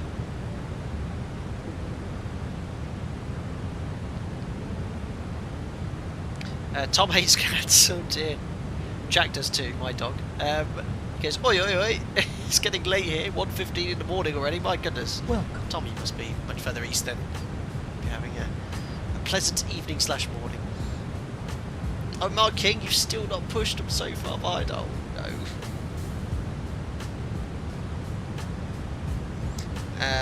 Finn, I'll be down. Very good fun. Yeah, we'll have a look at that. Qubit, do you answer questions of people without batches like a that's, I don't know what you mean there, Qubit. Thomas, are there a widget option on the aircraft because it makes it look more in proportion? Are you talking about pop-outs? Maybe, I don't know. But what I like is, in the Zibo mod, because the EFIS panel is just to the left of the MCP, it's great because you can manipulate it. When you have the EFIS down here, I like the fact that you can pop out the screens. That means you can manipulate the EFIS panel, where is it? Here, whilst also looking at the screens as well. Otherwise it's very difficult. Yeah, I don't know if that's what you meant, but quite a few of them have pop-ups. So centre, left and right fuel pumps, low pressure. That's because you have 200 kilos in it, down to 14.7 tons. Now look at the sun rising now. It's going to rise very quickly because obviously we're flying in a northeasterly direction. Ah, sorry, he means badges, subscriber badges. My bad. Do you answer questions of people without badges? Absolutely, Qubit. Members obviously stand out for being a member, but I don't force people to become members. If you want to become a member, there are additional features and perks becoming members, mostly revolved around the members' Discord. It's a lot more personal interaction with myself. No, everyone in chat is always able to comment, and I do my best, especially now in the cruise. I have a lot more capacity to answer every question that comes up. Obviously, if a question... I've become very good at filtering irrelevant questions these days. I do my best. Martin, I wonder if we'll ever get you to see a VR stream. Thought about it, Martin, but I think VR to watch from... We've discussed this before, from someone watching a stream on a flat monitor. Oh no, X-Plane, come on. Where have we crashed? Seriously, no problems at all. Lager. Whereabouts is Lager? Oh, right. Oh, for goodness sake. No problems for so long. That wasn't... what we'll do, we're going to load up somewhere quiet, and we'll just join in from there. Unbelievable. I'm guessing anyone that still departs beforehand doesn't matter. Oh, blast. Let me just save the log. I'll drop that in Discord now, so you got, if anyone wants to have a look at it, and I'd appreciate any deconstructing. Well, the log for 1808, but it's 1819 now. Why hasn't that updated? Oh dear, Q8Pilot couldn't stream for internet issues. I've had a sim crash. Let me just pop this into Discord. VR scared it, I'm sorry. Right, don't worry guys, we'll fix it. We'll do something else. What I'm going to do is load up somewhere not too far away, very quiet, and take off. Then we'll log on VATSIM once we're airborne. So let me just pop the log in here in live stream, in my live stream channel. Hopefully some guys will be able to see that. And we'll relaunch X-Plane. So whereabouts did I crash? I'm going to try and get somewhere as close as possible. Or what I might do is let's have a look at our route. Just get Navigraph up here. Wonder what caused that. No idea. So what I'm going to do is just load up my route in SimBrief. And what I'll do is allow you guys to see it as well. I think we crashed somewhere over the North Sea, wasn't it? We're approaching, yeah, Lager. So what I'm going to do is let's look eastbound. Let's have a look at Denmark. And if we... Copenhagen, I don't want to be anywhere near the event there, which is down there. Let's have a look at the world map. If we take off, there's Aarhus. Yeah, if I line up on Aarhus has got a long runway. And we'll take off from Aarhus, and then we'll join up with the flight plan Aarhus direct to, what's this waypoint here? Vadin. Let's do that. Sorry about this, guys, but these things are outside of our control. Aarhus is Eka. Eka Kilo Alpha Hotel. So, let's do that. Error reading joystick. What? Yeah, my Xbox controller's plugged in. Yeah, it's annoying when it happens, every stream, especially on ones like this. So what I'm going to do is load up on Aarhus, military airfield, 10 right, 2,600, let's do 10 left, slightly longer. Live time we said, so it's now 18:06, let's do 25, by the time it's loaded it'll be good. Let's go to the FlightFactor, engines running. I think I'm going to have to go engines off though, because it won't, problem with the FlightFactor, it won't let you change the fuel or the payload unless you've got the engines off with the doors open. That's really annoying. I'll do that, get the APM to shut the engines off. Right, let's start the flight. I won't log on VATSIM straight away. I'm going to use the existing flight plan. It should work, and we'll join the waypoint up there. By the time we get airborne, hopefully, in the position we were at, we won't have lost much time, because we're sort of spawning half an hour ahead of where we were. So by the time we've got everything set up, we'll be all good to go. Guys, just give me 2 seconds. I'm going to put you to the Be Right Back screen. I'll get everything set up ready for takeoff, and then we'll go from there. Give me 2 seconds. Right, yeah, I'll see you in about 4 or 5 minutes, guys.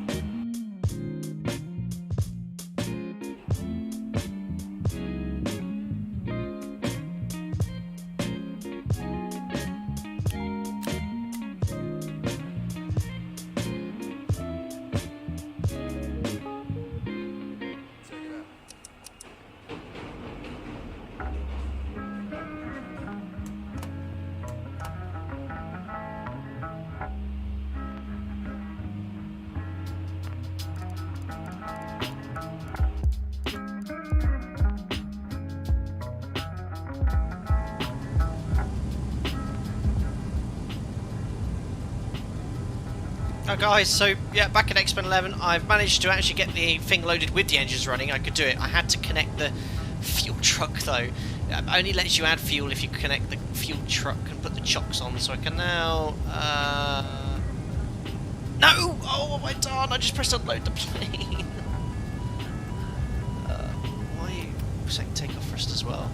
No, I didn't mean to push that button. Damn it! I went to press the removal, not load, unload. This is really, I'm not a fan of this feature. I just like it boom loaded.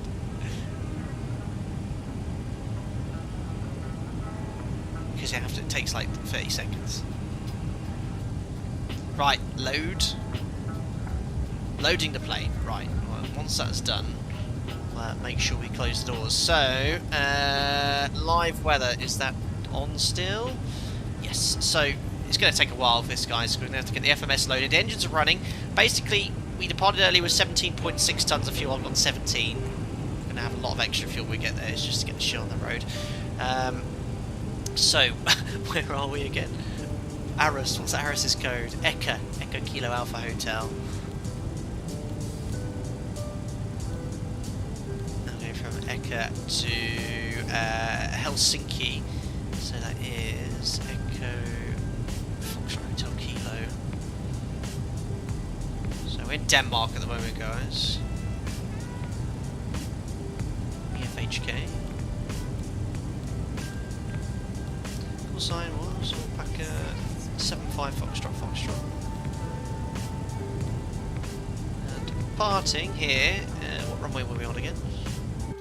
Nothing you want to ever hear from your pilot, but I've only just spawned here. 10 left. 10 left. There's no SIDS, that's fine. And just have a quick look at Navigaph again.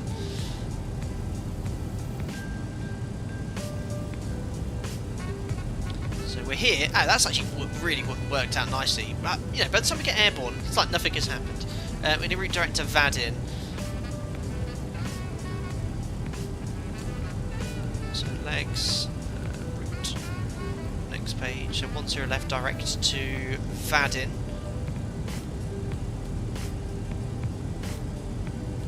From Vadin, direct to Ivadi.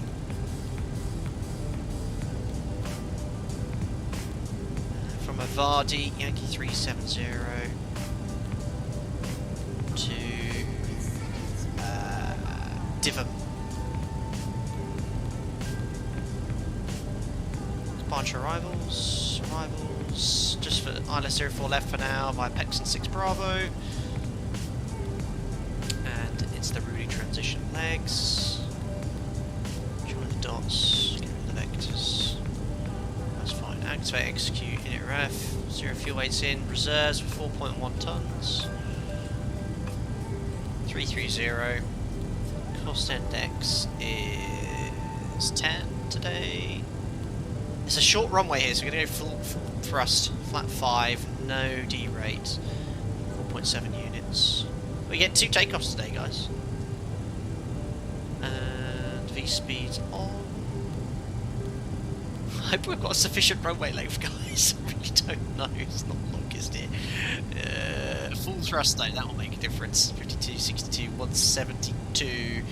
And that should automatically be set here. 172. Excellent. And V-speeds. I'm going to come up here. So, it's already on takeoff, sorry. Takeoff. Set. Excellent. So, FMS is loaded.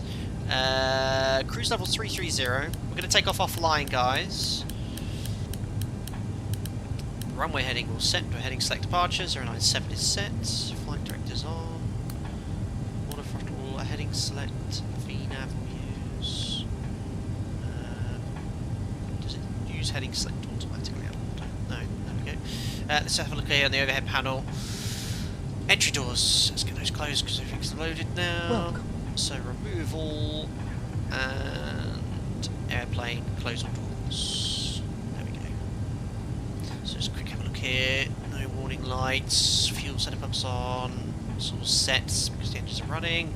Flight director's on. Water throttle. And it's just going to be a turn towards the runway. Parking brake we know is set.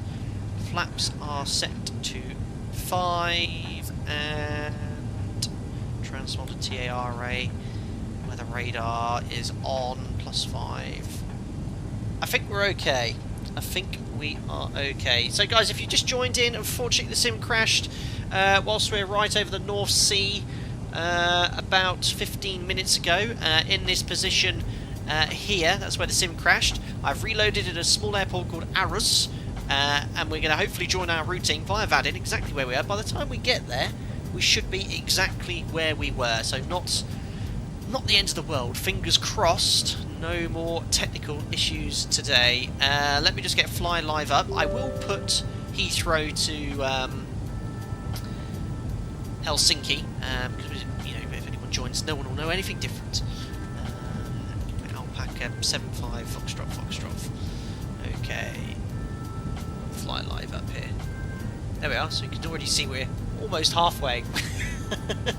Right then, guys. Well, 2 takeoffs for the price of 1. I think we've got everything set as we need. Turn off lights on. Collision should be on. Anti-collision light on. A bit of everything. There we go. Right, music off. Enjoy a takeoff number 2. Only 10 minutes to get it all set up. That's not bad. Right, that's done. We'll put that timer on there. Timer's reset. Release parking brake. Let's go to Helsinki again. Actually, I'm going to hold on the brakes here, just because I have to use my left hand there. I'm not sure if I've got sufficient runway length. Right. We'll soon find out. Right, stabilised. Push toga, set takeoff thrust. We could be going on the grassy, ladies and gentlemen. Right, takeoff thrust set, indications normal.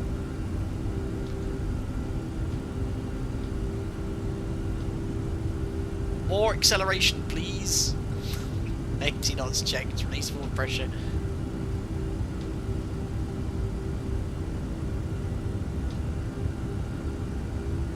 I'm just giving it a little bit more N1. It's close. I'm not sure about V1 if we'd stop in time. V1. Rotate. Tight enough. We're airborne almost. There we go. And trim. Positive rate of climb. There we are, gears going up. There's no ATC, so we can enjoy a fly past. There we go. The quietest external view you'll ever hear. Beautiful. Right, so it's in trim here, so we're going to go direct to Vadin. Execute. There's climb thrust, LNAV. And we are now accelerating. Flap 1. And flaps up. Oh, I've actually got ortho here. Nice. I think.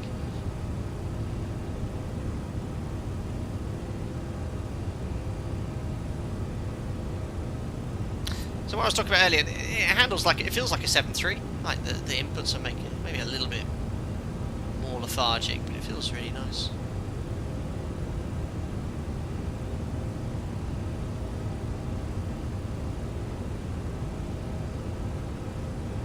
Still commanding that turn onto the magenta line. There we are, wings level now. And trim.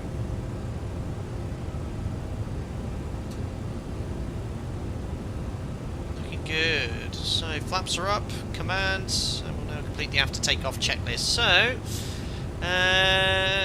gear is off, water brakes off, air conditioning pressurization. It's climbing slowly, there's diff, and that's all set. Release the cabin and set standard. Where are you? Standard.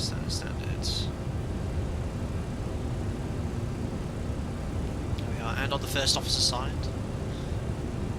There we are. Have to take off checklist complete. On our way. Just noticed on here, ETA is not updating. Maybe it's because it doesn't know. I've actually started Heathrow. Well, keep an eye on it. Let me just have a look on the VATSIM map. I don't really want to spawn in whilst in the middle of a busy ATC sector. Oh, so we are in... Oh, it's going to be AC the whole way, though, pretty much. So what I will do is contact Danish Centre. I'll log in on VATSIM again.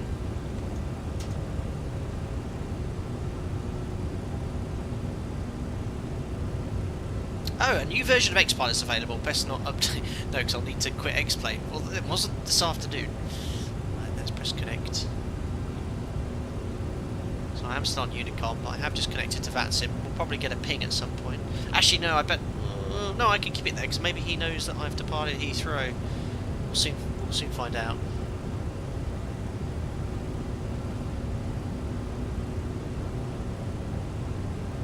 Maybe I should have refiled it, saying leaving from Arras.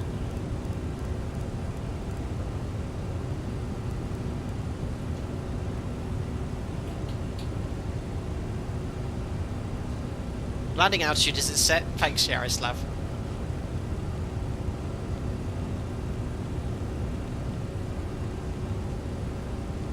180, wasn't it? Very content the outflow valve is fully open.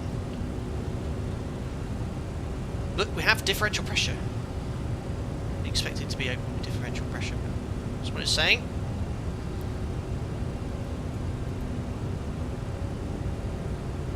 Increase the scale here. Which one is it? That one. There we are. So that's where we rejoin here at Vadin, our flight plan. Oh, is active sky on? Yeah, active sky is on. I'm just going to change departure airport from... Oh no, I'll leave it. Just nice weather. Oh, look at the time, it was perfect, 6:39. So yeah, there we go. Guys, if you just tuned in, slight technical issues unfortunately. Sim crashed, but we're going to join back on our flight plan pretty much where we left off, or where we would be at this stage anyway had it not crashed, so it's like nothing ever happened.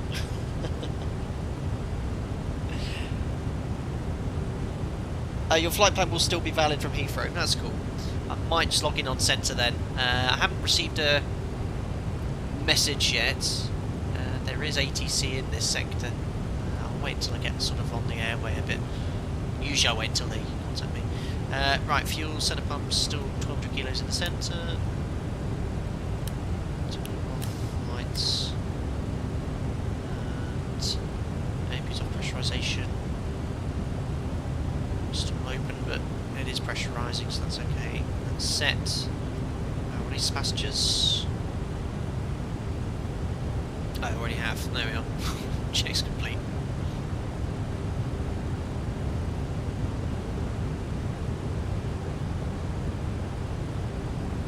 Keep it question, what is the most important feature that 737-800 simulation should have? Asking here because you don't answer me on Instagram. Oh, Cupid, at the moment, pending messages on Instagram, it's in the hundreds. And Facebook, I'm a one-man team, essentially. I've got some moderators here and in Discord, which help me keep everything, PC and absolute tip-top here. But regarding personal messages, I've got nearly 80,000 subscribers, of which, not the majority message, but many hundreds of thousands do, and yeah, it's just now the channel is of a size I do sift through a lot of emails generally as a priority, but social media messages pending on Instagram is in the hundreds. It's like 300 or 400. Facebook, hundreds of them. I just can't do it. And the membership. No, you know, I always say I never force people. I'm not hard pushing memberships because it's a choice you need to make. It is obviously a perk of the channel. Best way to contact me directly is becoming a member, because I always come back to all DMs daily to the members. I think Copenhagen control have issues because I got to contact me but radio silence on the frequency. Oh dear. Well, we are on our way, we're on VATSIM and we are joining our flight plan. Look at that perfectly actually, Vadin at flight level 330, actually just after. Bianchidori. Fingers crossed. No issues.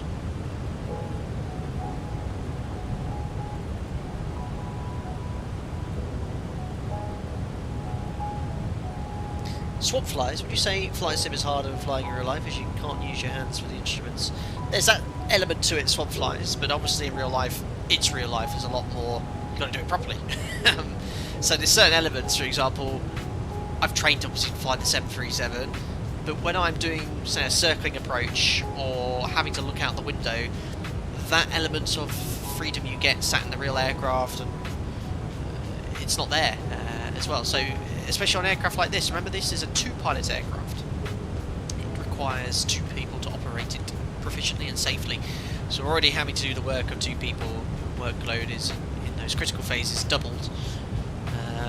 So yeah, I think what you're trying for me to say is if I could fly this, could I fly the real thing? No. There's a stark difference between that. But there's elements that, as a trained pilot on the aircraft, they'd find it easier than operating the simulator. If I was to get one of my colleagues who doesn't fly sim, jump him into the Zebo mod, he wouldn't have a clue what to do. Because there's a lot of different set of skill sets, for example, manipulating the cameras, configuring buttons, you've got to learn all that as well. So, answer is, if you could fly this, could you fly the real thing? No. You do well, I think, to get the automation all programmed and you know what you're doing there, but actually sat in the seat with the physical flight controls, it's very different.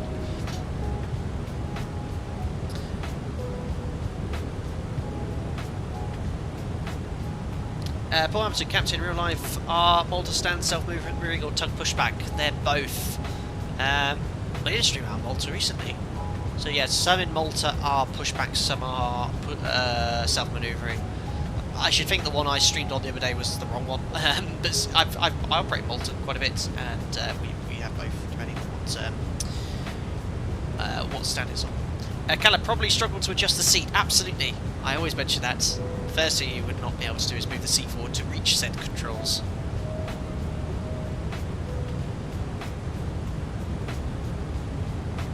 Tom hates cats, 320 or 737. I guess you're new here. Only 737. No, I'm joking. I operate the 73. I love the aircraft. Love operating it.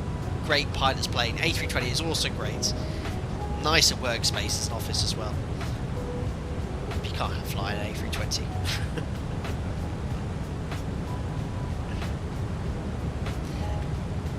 Lazar, most would. Yeah, true. Some people would be able to beat them forward, but I can tell you from being an SFI for 2 years, first day in the sim, you have to spend about 20 minutes to show the seat controls and how they work.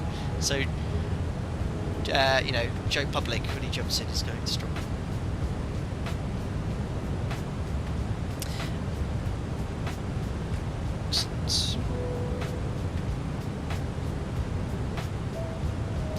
Paul, the stream the other day is what asked me. Maybe asked Cheers Captain. Yeah. I should think the one I was on was self-manoeuvring. I'm trying to think, was it in the middle of the terminal? The ones in front of a terminal are self-manoeuvring. You make a left turn if I remember rightly. Could be right. It's been a while since I've been there. Marcus, are you with ATC? Not at the moment. It's not on Unicom. There is Danish Centre here. Usually I wait until they contact me when I'm on that sim. But someone did say they're having connection issues.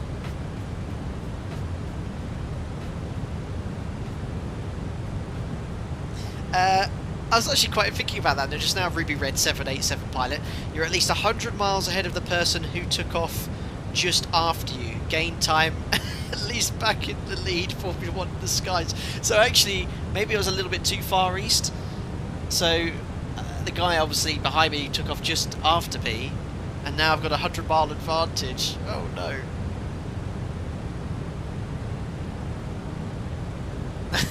Whoops. But I didn't actually, to be fair, when it crashed I didn't think I'd be able to get everything set up as quick as I did. It worked out quite well.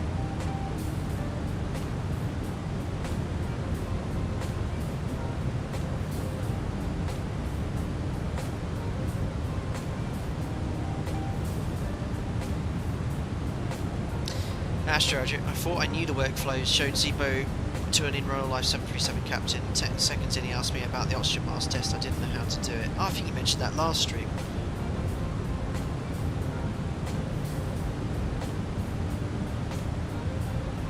Airbase, are the seats in the 737s power operated, or are they just manual adjustments? Very much manually operated, nothing fancy in the 737. Morris Minor had more adjustment capabilities probably. Contact me on 128625.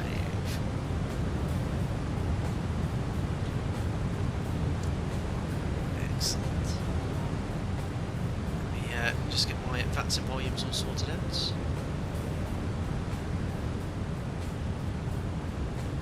Centre, very good evening. Alpaca 75 Foxtrot, climbing flight level 330 inbound to Ivadi.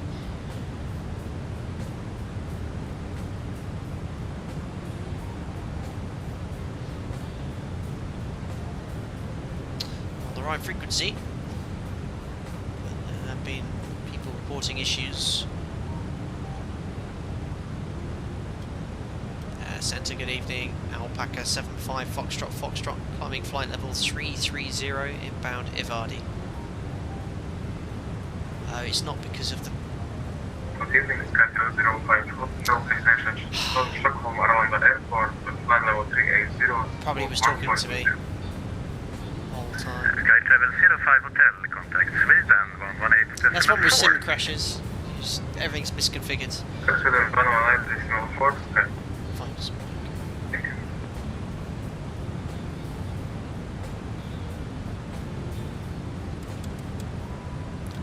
Eurowings to Papa Whiskey, proceed direct Argad. Eurowings to Papa Whiskey, proceed direct Argad.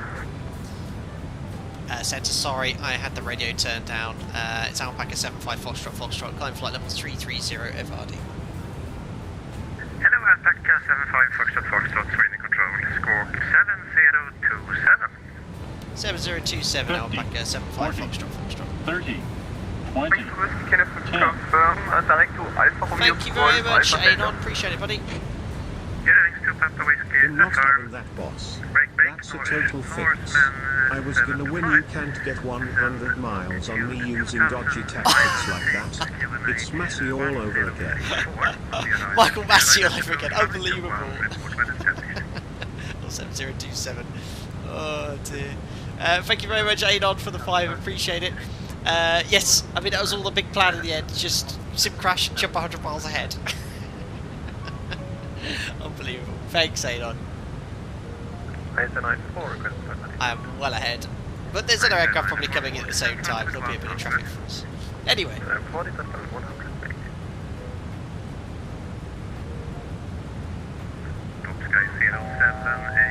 No, I can't believe you used the RYAP emoji for that. You can let me off.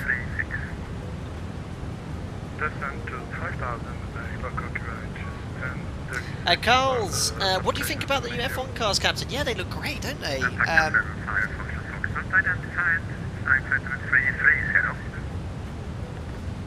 Hello. Perfect. Right, that's non-standard phraseology, by the way. You don't say hello when you're unidentified. Yeah, they look good. I've been reading about how with the new rules, obviously smaller wings at the rear, but they've had to, obviously, they've been allowed to modify the floor quite a bit to increase ground effect, but that's had the negative effect of causing the cars to bob up and down. So obviously as they drive faster, they get sucked towards the ground, they then bottom out, they then lose all the downforce there, the car then jumps up, then it increases downforce again. You get this sort of oscillation, and it looks really violent, it looks really uncomfortable. Imagine racing that for an hour and a half. But I'm sure they'll get to the bottom of it. That's what testing's for anyway. Marks, fancy waiting for you in Helsinki. Still not departed? You're still in Heathrow? No. I think the thing FlightFactor should have done is a slot system for this. Book a slot system, because there's so many people that obviously want to be taking part. It's a weekend. Let's have a look here at the VATSIM map at Heathrow. Oh wow. It's busy. I mean, I was expecting to be a little bit worse, but yeah, I can see how much traffic's on the ground. Yeah, I was lucky. But yeah, I think it had a slot system, it would have perhaps worked a little better. Oh, I am well ahead of everyone else. Oh no.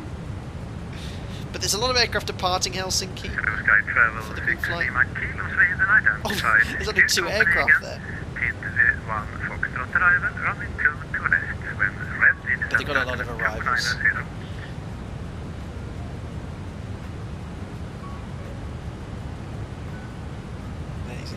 Clear Copenhagen via diff to... Yes, they can follow better now. Yes, I am. I'm excited for the Season 2 class. Petrich find it quite fascinating that with all the aero simulations and wind tunnels, they still got it wrong somehow. Yeah, I mean, I guess they should have preempted that, but maybe, I don't know. Wind tunnels is one thing, but when they're actually physically driving the car, maybe there's something that you'd only know if they were driving. There's other forces involved, who knows.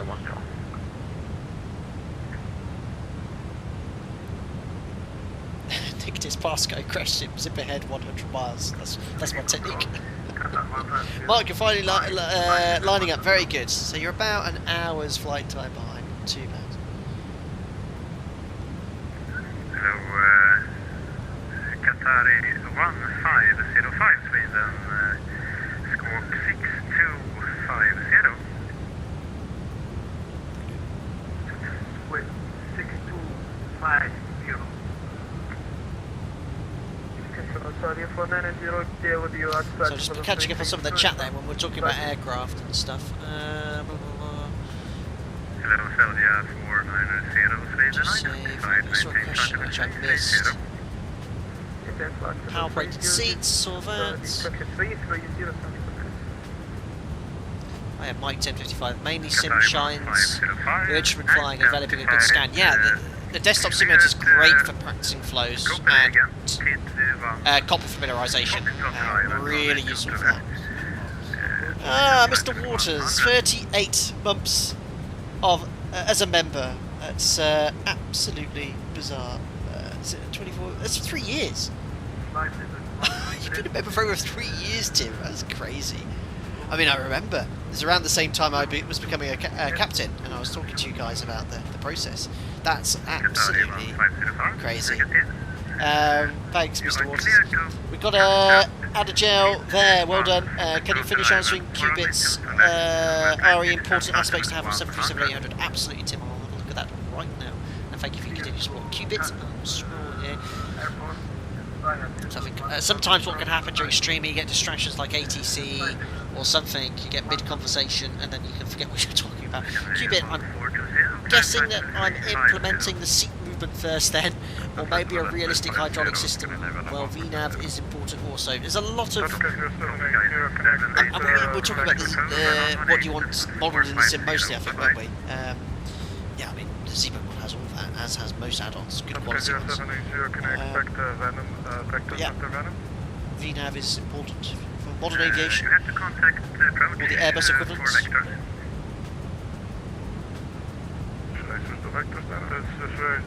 Superb. Yeah, it's 118.450. Tom, tired as hell now. I'll watch the rest of the stream whenever I wake up. Have a safe landing. You said it was 1 o'clock in the morning, over an hour ago, so yeah, get some rest. The stream will be uploaded as soon as the stream's finished. It's pretty much uploaded as we stream, so thanks for popping in, buddy, and have a nice evening.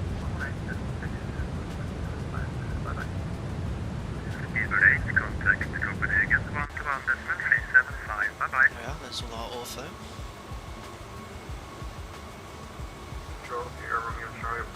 Sometimes turning off might help there. Right over Denmark now. Sierra Romeo Charlie descends with 100. Qatari 1505, We need to jump ahead. 100.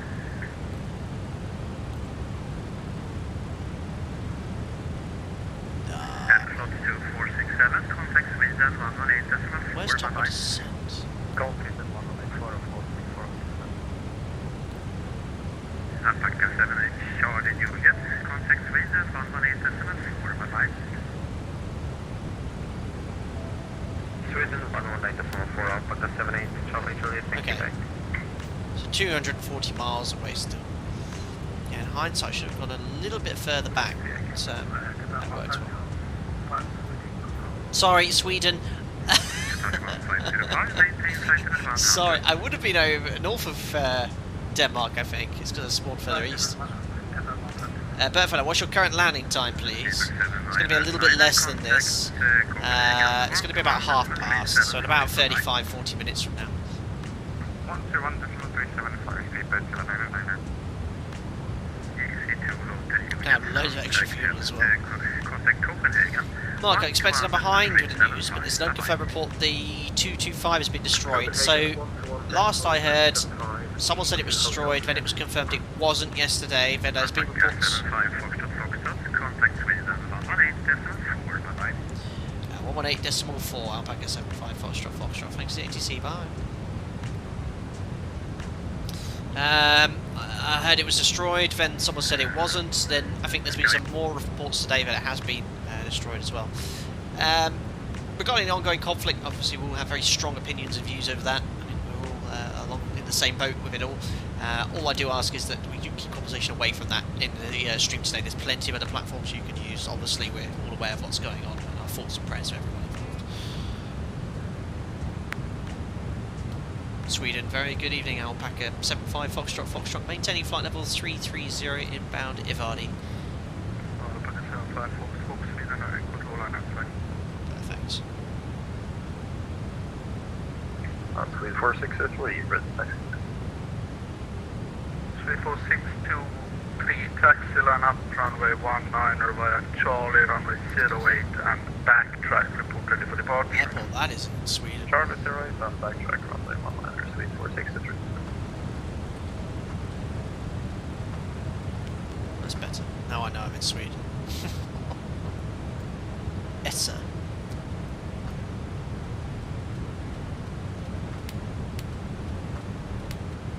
Perfect. 454 contact, Sweden 128.625. Mark only mentioned because it was aviation related. Oh, absolutely. No, oh no, I'm not. Mark, I don't want you to think that I was aiming that at you regarding the ongoing conflict in Ukraine. It just reminded me of it, and just a reminder to everyone watching regarding conversation about that. I want to steer away from it. I did see at the start a few people were saying some stuff. It was very little, and went over it. Nothing at all, Mark. Absolutely relevant and perfect thing to point out.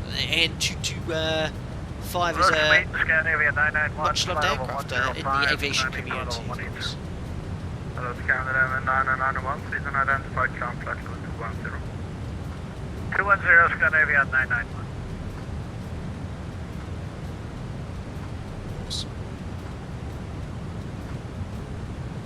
Hang on, if I get extra orbital wouldn't fix, or just to see if it could do holdings. Ah, well, the FlightFactor 757 can hold. We streamed it about a month ago to test VATS velocity. We went from Frankfurt to Sarajevo, and it was extremely busy in Sarajevo.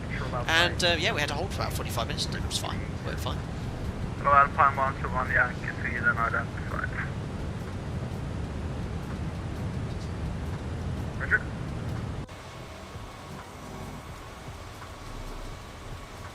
There you go. Down below us there is not Denmark. Please control Southwest 326 back on region.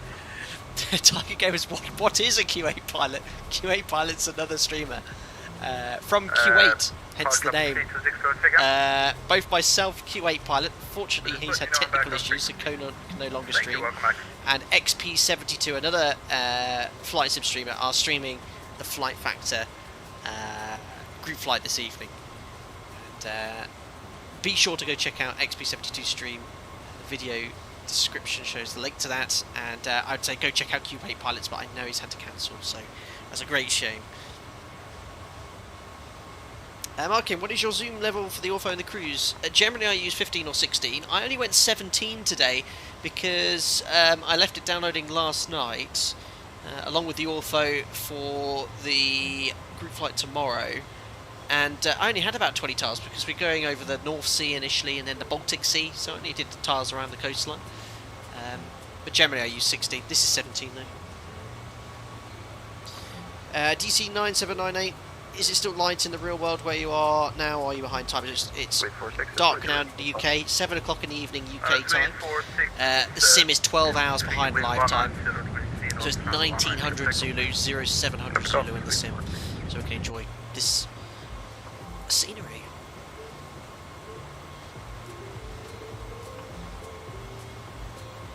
Yeah, Master Warning, no problem. I understand you would like my opinion and point of view on that. Something I don't wish to discuss. It's it's what everyone else thinks, of course. But thank you, and glad you're enjoying the stream for popping in. Thank you. Alpaca 78, Charlie Juliet, report Mac number. Yaroslav, this might be a dumb question, but how do you download a couple of tiles at once? I use 1.3 Ortho, and you can download as many tiles as you want. I hold down, is it Shift or Control, and you click on the tiles and then just download? You don't have to download them one at a time. Say again your last. Charlie Golf Lima Uniform Victor.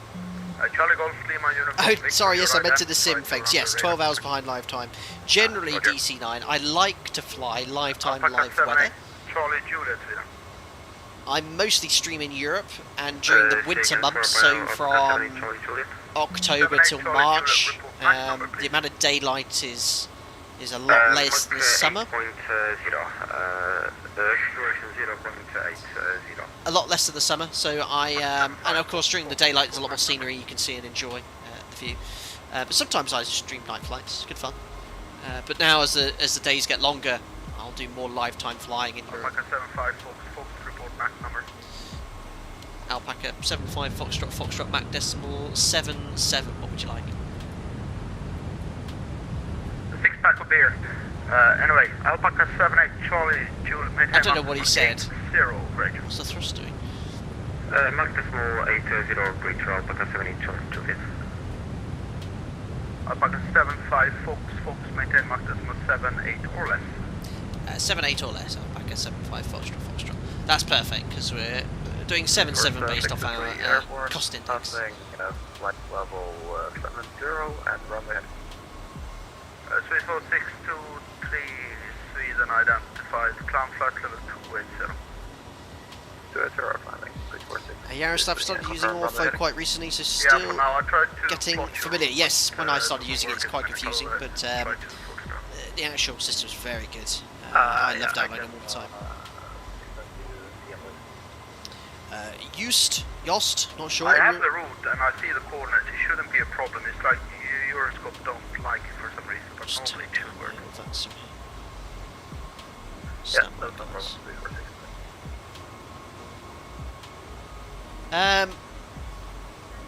Do you use rudder for coordinating turns, or is it all managed by the yaw damper? So the yaw damper's designed to prevent Dutch roll and help coordinate turns, so it will input rudder in certain cases or in turbulence. But no, in a commercial jet airliner we are not using rudder. Hold on, my advanced audio's gone very quiet. We're not using rudder in a commercial jet airliner to coordinate turns. Only aileron and pitch. The only time we're using rudder, I'm obviously talking about 7.3, but it'd be very similar on all the Boeing jets. Only time we're using rudder is to decrab, during takeoff roll, during the flare, for any crosswind component, or in the event of an engine failure. Otherwise you don't touch the rudder. And it's a very common error for people starting their type rating that come off general aviation. They're always using rudder on final approach, and you can feel it, or see it in the sim on the synoptic. No rudder, no rudder. Said that thousands of times during the type rating. I was guilty of it as well when I started.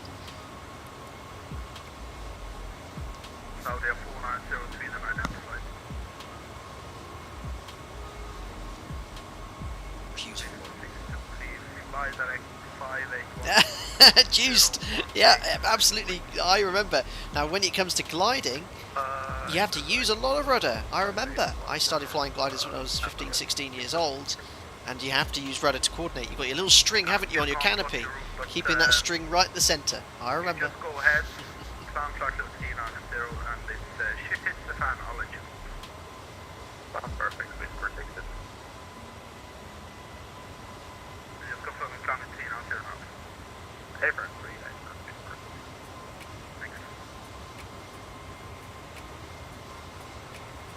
Just checking my Discord there, I just got a message from FlightFactor. Don't forget to enter the group flight giveaway. I'll be doing a giveaway at the end, regardless if you've taken part in the FlightFactor group flight, for anyone that's watching. But if you want to be able to claim the group flight prize, taking part in the group flight, you have to join the Discord FlightFactor Discord server. Most of you probably have anyway, because it was the only way to get to the booking form, unless you use the link in my stream video description. But they just wanted to remind me to tell you guys, everyone's taking the group flight, you do need to join the FlightFactor Discord to be able to get that prize.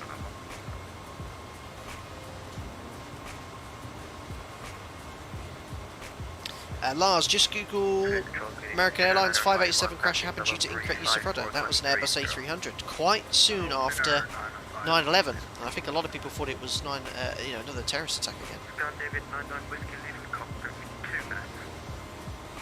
Jess, why don't you use rudder in commercial aviation? You don't need to. And the rudder on a commercial jet airliner is a very powerful flight control compared to what you'd find on a lighter aircraft. It is because it has to, in the event of an engine failure, at low speeds, typically after V1 when you're taking off, it has to counteract the takeoff thrust, and in the case of a go-around, the go-around thrust, which is very high, the asymmetric yaw. So that's why the rudder is huge on a commercial jet airliner. Now, if you start pumping this rudder or making large inputs, the flight control is huge. You're going to make exasperated. The aircraft's going to behave in a very aggressive way. Now, for example, in the 737, I demonstrate this during the type rating. If you're doing 220 knots and you put full left rudder in and don't touch the control column, the aircraft will be upside down in about 4 seconds. You go full left, the aircraft will yaw to the left, the secondary effect of yaw is roll, and the aircraft snaps around very quickly. It's a huge flight control. Try the Zebo mod. The Zebo mod actually, the effects to explain and blade element theory, the aircraft reacts in a very realistic way. It's not perfect, of course, but it reacts in a way I was expecting when I first tried it. I was like, oh my god, that's actually just like the Level D sim. So try it one day, just do 220 knots, go to full left rudder or full right rudder, and look at how the aircraft reacts in roll. It'll really quickly snap around.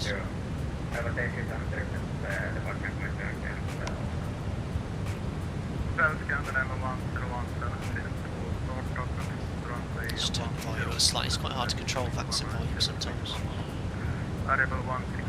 This guy's very quiet, he was very loud before, now he's very quiet. And up to departure number 10 flight EKCH, flight level 9 and 0 to 40. That's better.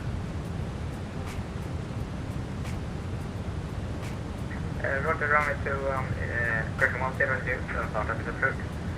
And the KNH 1023 and Hi Divich, is there a way to get Outback Airways liveries to show correctly when on VATSIM and Microsoft Flight Simulator? No, I don't think there's any CSLs for Outback Airways at the moment for Microsoft Flight Sim, so you'll need to use XCSL, or sorry, you'll need to use Bluebell or basically download our custom CSL, put it in your explain.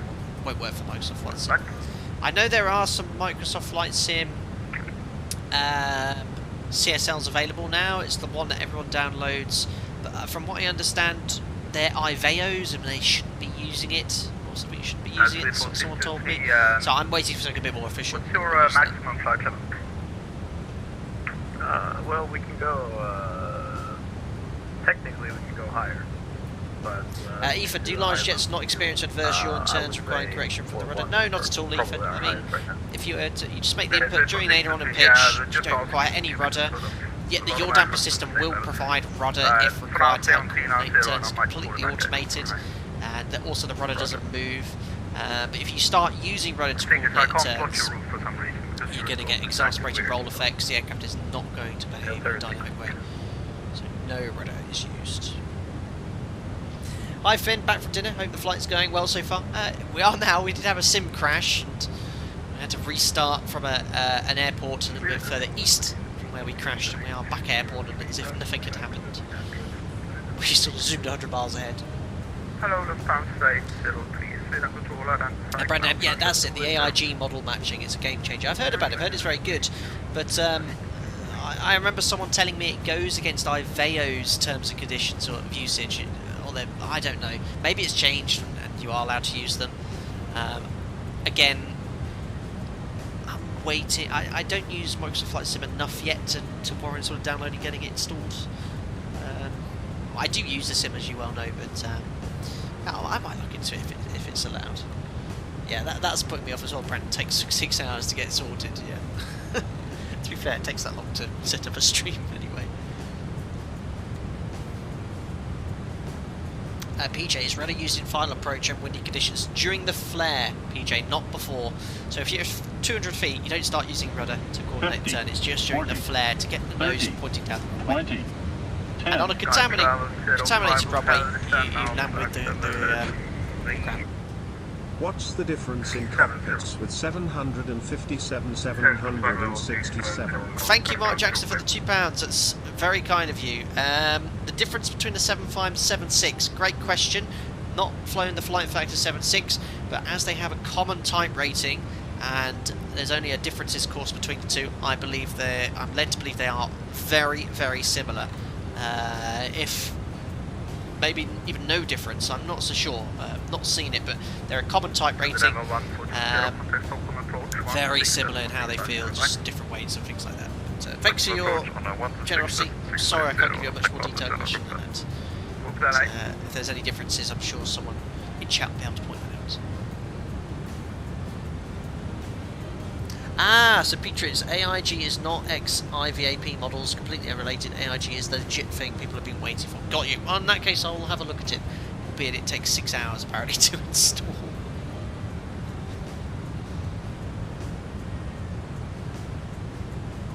Bertfella, I assume then you take your feet off runners once you're in the air. Yeah, Bertfella, but we guard them below 10,000 feet. Below 10,000 feet, we have to have our feet resting on the rudder pedals, because obviously if the engine fails, you need to be able to make that input immediately. But obviously at the cruise level, if the engine fails, your impact is much less because the air is a lot less dense. It's a higher N1 setting, but the actual thrust coming out the rear of the aircraft is a lot less than it would be at lower levels. But yeah, once about 10,000 feet, relax your feet.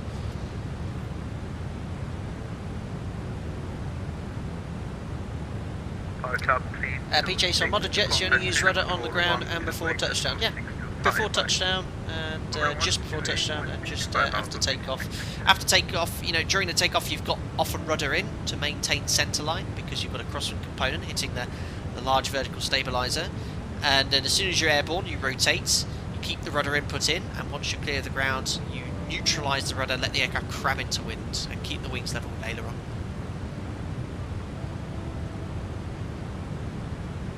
Scott, when a pilot lands into a crosswind, I believe dropping a wheel on one side is good practice. Would they use the rudder to affect the wing drop with the speed over wing difference and then decrab? In a light aircraft, Scott, maybe, but in the 737, you don't start thinking about dropping a wheel first because you don't want to have any roll in. The Max especially, and certainly the case of the NG, huge turbofan engines below the wing, there is not much ground clearance with the pods and the runway. I don't exactly know what angle of bank it's needed. It's not very high. So essentially, throughout the landing technique during the decrab, we just all it says is an FCTM, and they've got the guidance that we're told is keep wings level. So during the decrab, you use as much aileron as you need to keep the wings level during that decrab manoeuvre and during the flare.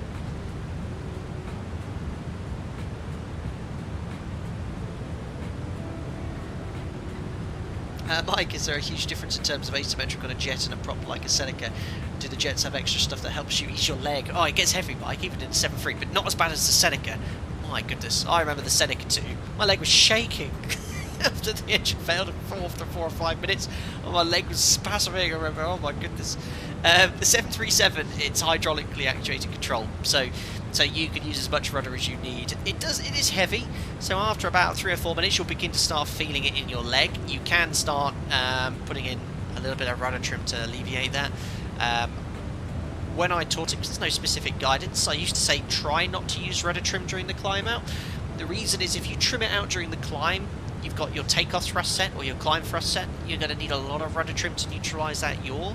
When you level off, it can be very confusing because you then reduce thrust, and then all of a sudden you're having to put opposite rudder in to counteract the yaw because you've got so much rudder trim in. So the way I used to teach it used to be easier. Again, there's no right or wrong way, there's no guidance, but I used to say, look, if you can, during your climb out, if you have a V1 cut, that's what we train, if you have an engine failure, try to keep that input in with your leg, with the rudder, until you level off. When you level off, then you reduce the thrust, and you require less rudder input to counteract the yaw, and then you need less rudder trim. It's 3 to 4 units with the 737. When you level off, target N1's about 70% for most gross weights, single engine, and then you reduce the thrust, and about 3 to 4 units of rudder trim is sufficient to maintain The aim is with rudder trip is to keep the control column centered. You can't obviously see it because I'm using the yoke, but you know you have the right amount of rudder when the control column is centered. Great questions, love it. Mark, watch some of Big Jet TV's videos. You can see them using the rudder on landing takeoff. Absolutely, in those sort of winds, you've got to be quite active on the rudder to maintain centerline. PJ, after touchdown, when are you allowed to use tiller to steer? What speed is it? There's no set speed. You don't want to be using the tiller during the takeoff roll because it's going to move the nose wheel too quickly. The rudder moves the nose wheel steering a small amount, which is perfect for takeoff and landing. It's actually, you can use just rudder to vacate a runway high speed. You don't need tiller. But tiller typically, when you get below sort of 20-30 knots, that's when you start using the tiller. But when I'm on a straight taxiway, I actually use the rudder to maintain the taxi because it's a lot smoother. If you start using the tiller, it's a bit jerky left and right when it's dry, so I actually use the rudder to maintain centerline on a straight taxi.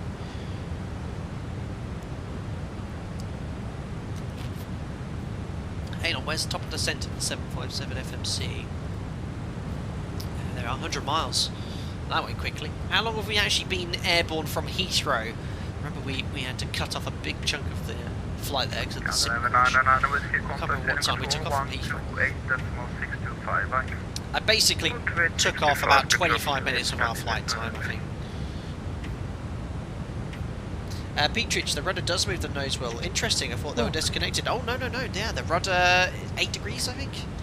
Oh, I'll look that up now, actually. Oh, absolutely, yeah, the rudder has small impact on or small movement on the nose wheel.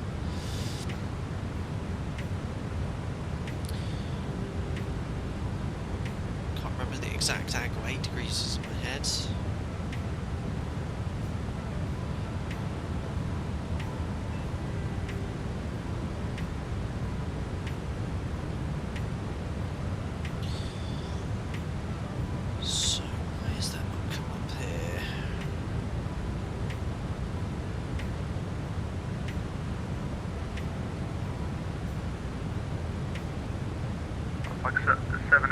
Charlie Juliet, Norway to sea speed restriction. So nose wheel.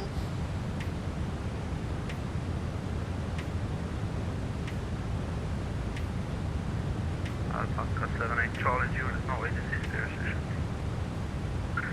I'll have to look at the battle as Beatrix, I can't actually find it in the FCOL. Alpaca 75 Foxtrot, Norway to sea speed restriction. Free speed Alpaca 75 Foxtrot. So we're already going free speed, we don't need to make any changes. Hello, Finna 7 Kilo Lima, Finna Control identified.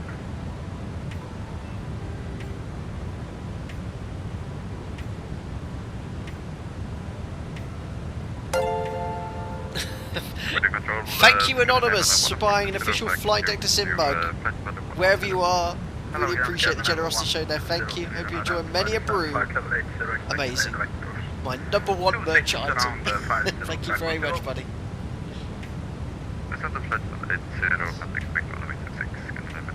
We use this app on our iPad, which has all the manuals. Sometimes it can just be a real pain to use. Basically, looking at the topic, but the way to change pages is... We changed it recently, and it's really unnatural. Helsinki 121.3 Alpaca 78 change bye-bye. Pages quickly. There we are, rudder, but I want steering. Trim. Hello, Alpaca 1 Alpha, November to control identified.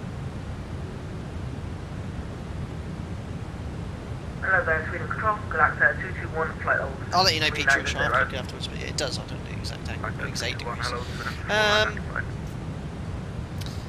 Let's have a look here. Thanks for subscribing, Relaxing Disney. Hope you're doing well. Martin, does the 737 veer off as much in real life as an X-plane during taxi of a crosswind? It does, Martin. So yeah, when you've got a strong crosswind, sort of 90 degrees off the nose, above 20 knots, if you're taxiing, well, I don't know where you're going anyway. It'll drift at a surprising amount as well. So yeah, you need to make constant inputs on the tiller and rudder whilst taxiing in strong crosswinds to keep it going down the line. That's actually quite well modelled in the sim. Hello, Swiss 123. Brandon, I'm curious, Captain, do you use pedals as nose wheel steering? I do, yes. I used to use, when I'm using the Airbus yoke, I used to use the twist function. But that sort of broke. There was too much noise with it. Obviously with the yoke, there's nothing I can really use, so I do have the rudder assigned to the tiller to taxi. It's okay for this. Stand by, I'm working on it. Is it accentuated? No, Martin, I think it feels pretty good. Honestly, when I first became a captain, started taxiing, I remember when I first taxied 25 knot crosswind, if you make no input, you will be on the grass within 10 seconds.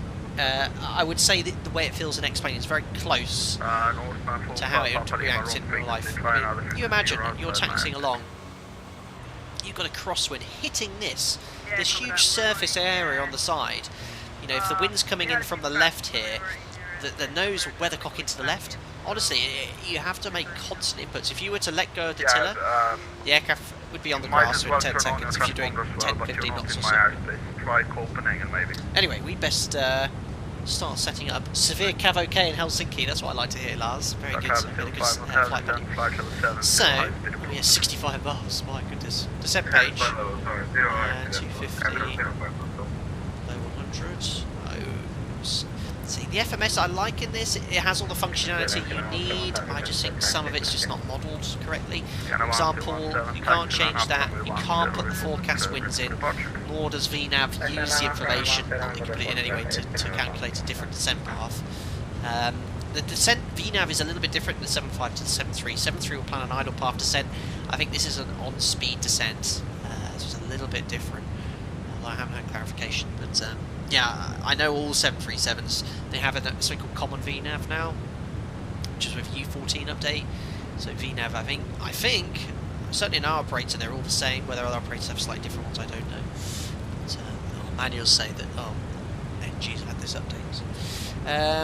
Anyway, yeah, so it's a bit limited in design, so fixed page I want to put in. I'll try to 05 or 10 sliding 020. So you have to put Helsinki 04 left. What runway are they using there, by the way? That would be useful. I'll be able to pick up their 80s here, actually. Oh, I can actually pick it up.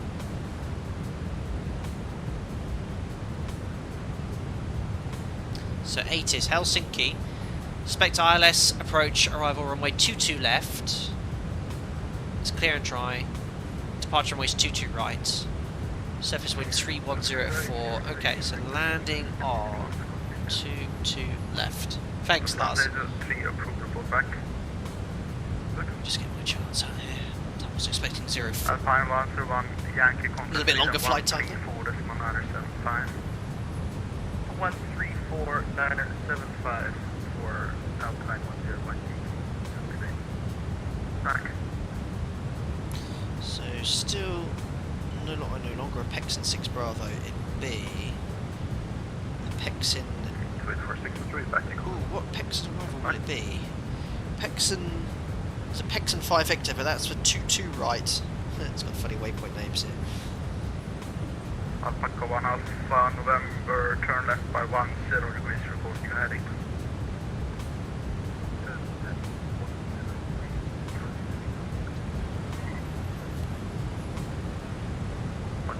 November, what's your new heading? So no Pexin arrival for here. Maybe a Diva 4 Alpha. Because we are coming in. Or Divan 4 Alpha. Report back number. Or Divan 4 Bravo even. Sorry, say Mac number again?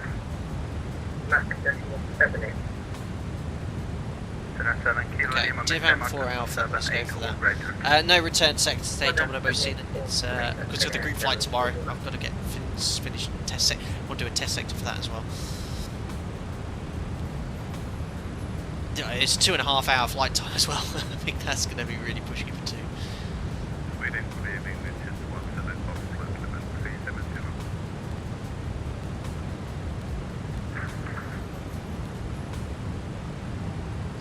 On and then Bifix, perfect.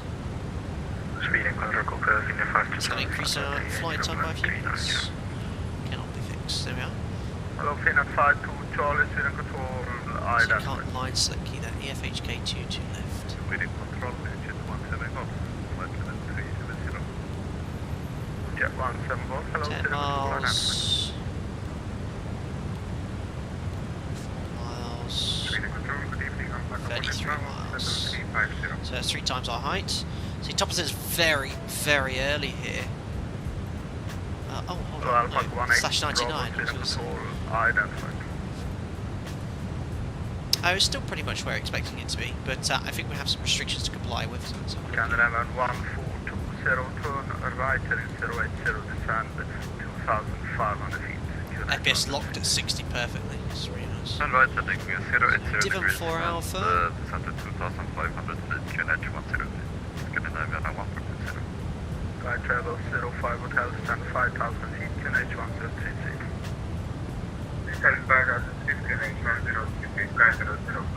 Oh, let's do 2 left.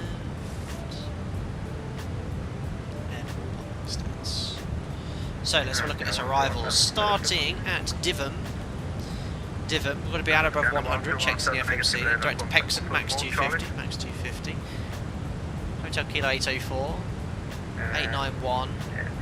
Vimy 3000 above. Kenon 3000 above. And after Kenon, I should think it will say maintain heading.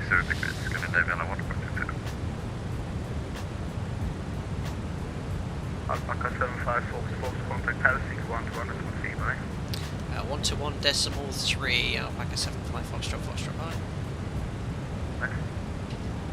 right. Clearance given by ATC. ATC vectors to find approach if traffic simulation requires or the aircraft is unable to utilise given RNAV star. So what I've got to do after Kenon is maintain a heading if ATC doesn't clear us. And eventually we're going to get vectors towards Bifix. So if I just go here to plan.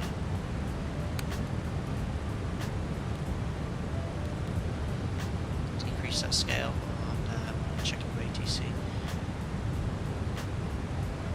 Oops.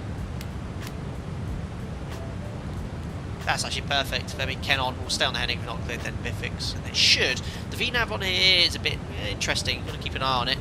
It's planning to be at 891 at 5,000. So that's about right. So we'll keep a close eye on it and see how we get on. But Kenon then Bifix onto the ILS. I'm just going to then set the stuff up on there. Radar, very good evening, Alpaca 75 Foxtrot, maintain flight level 330 to Evadi. Alpaca 75 Foxtrot, Helsinki control, radar contact, runway 22 left, Divum 4 Alpha. Divum 4 Alpha for 22 left, Alpaca 75 Foxtrot. That's what we're expecting. Perfect, so we're happy with the arrival to the ILS, no terrain issues, 2,200 to southwest, 110.3. 0.3, and the course is 218.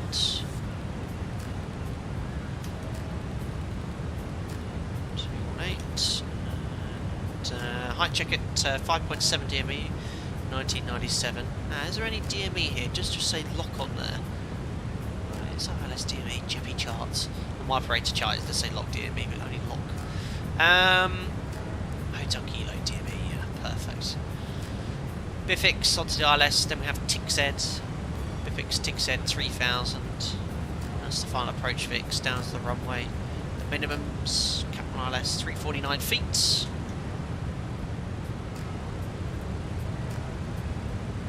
Let's go down here to the EFHK. So we've got Barrow, 349 feet. Preset the QNH in Helsinki.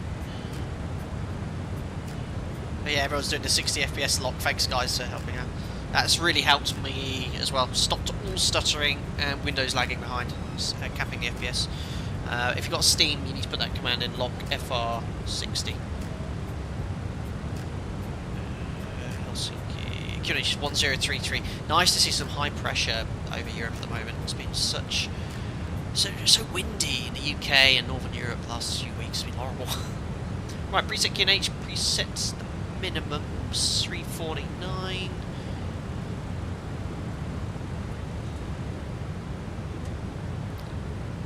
And RVR requirements 550. You have to go around straight ahead 2.5 DME, left turn 185, climb to 2000. Low stop altitudes, bear in mind.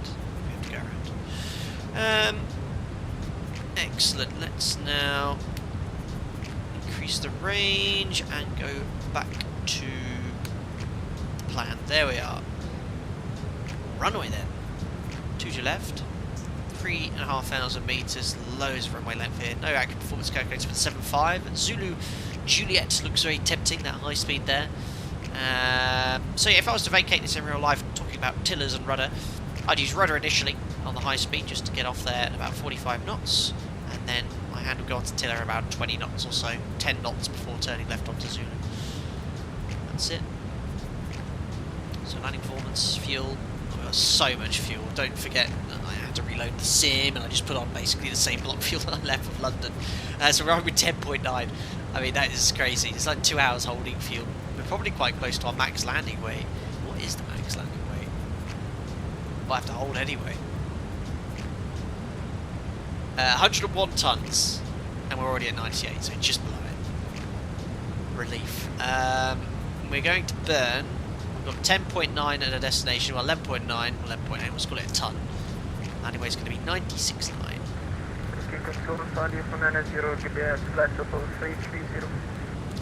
Flat 30. Water brake. That will be good for us. Chest complete, and top of descent is, what's that, 40 miles away. 75 Foxtrot, when ready, descent flight level 100. When ready, descent flight level 100, out back at 75 Foxtrot. So, 100 set, we're still at a few miles from top of descent, so we'll preset that and VNAV should start our descent.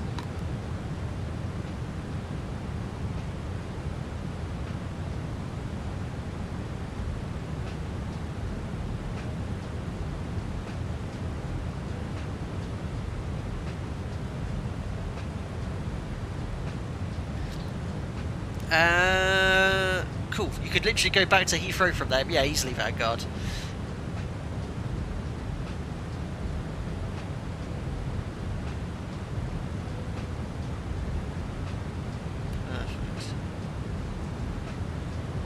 Helsinki Control, good evening.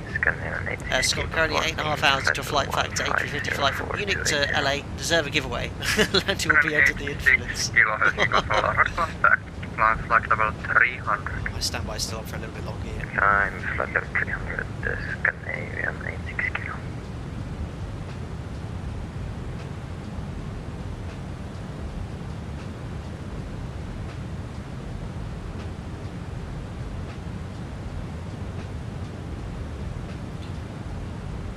Cool. I know what I've got time for. Oh no, Lauren, you've got a sim crash on arrival to Copenhagen. Oh no. Outrageous. I've got a new game which I'm addicted to.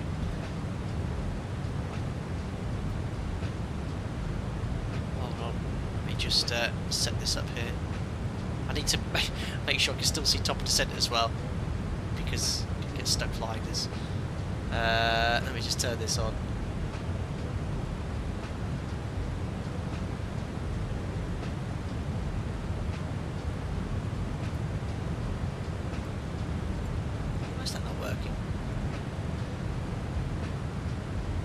Alpha 78 Charlie Juliet, contact Helsinki, radar 119.1, bye-bye. That up. Helsinki arrival 119.1, Alpha 78 Charlie Juliet, thank you, have a good evening, bye-bye. It's not loading up. It's a game called Wormmate. I'm addicted to it. I was going to play a quick game, but it's not loading up. Well, it is, but I can't get Streamlabs to open the web browser. It does that sometimes. Anyway, we're approaching top of descent. It would have been the worst time ever. But I can get Jack here. Oh, he'll be asleep now. It's not. He usually sleeps under the office. That'd be cool.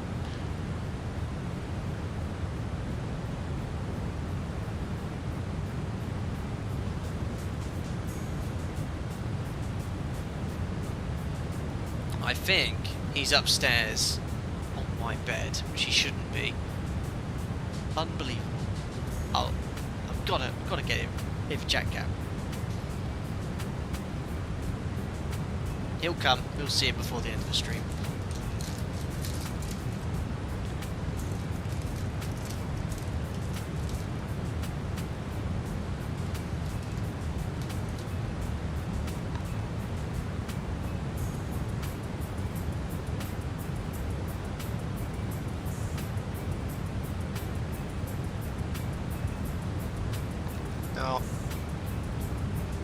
doors like a 2 as well.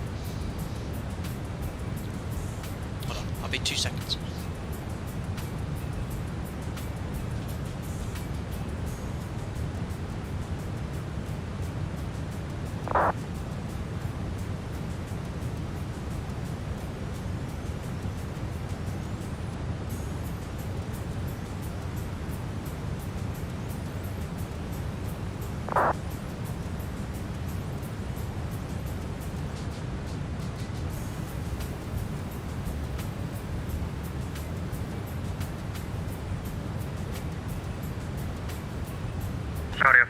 Poor dog, he was, just got to get water, he was stuck in the room. No, my room was so dry, I didn't get out.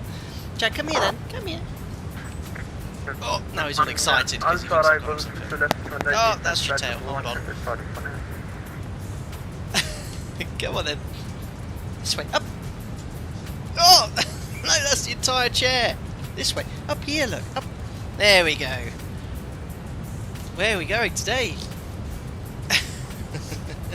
Oh, that's my face. Look, what's this here? Oh, my hair, look. I'm gonna get my ugly mug in the camera if I'm not careful. Here, look, what's this? Yeah. Up. Gets a bit scared because he thinks he's gonna knock on the thing, but oh, bye then. He's probably wants some water because he was accidentally in my bedroom. Oh dear. Peanut butter time. I don't think I've got any. Oh, top of the sensor, ladies and gentlemen. We've approached that point.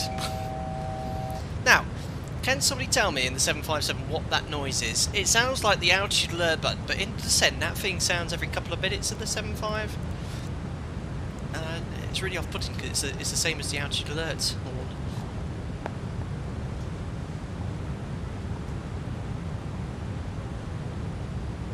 Need to go get some water now. Anyway, down we go.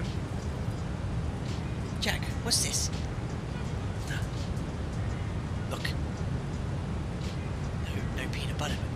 Come on then, up. Come on then, we're gonna bang your head if you go that way. Oh, he's just gone right up. Jack, stay there. Here, look, what's that? Oh, there you go, look. There you go, got the camera shot. Good boy. Still have that moustache? Yeah, I'm still sporting my moustache. Everyone at work thinks I look like a World War II pilot. I love it. Shame I don't want to show it to you guys.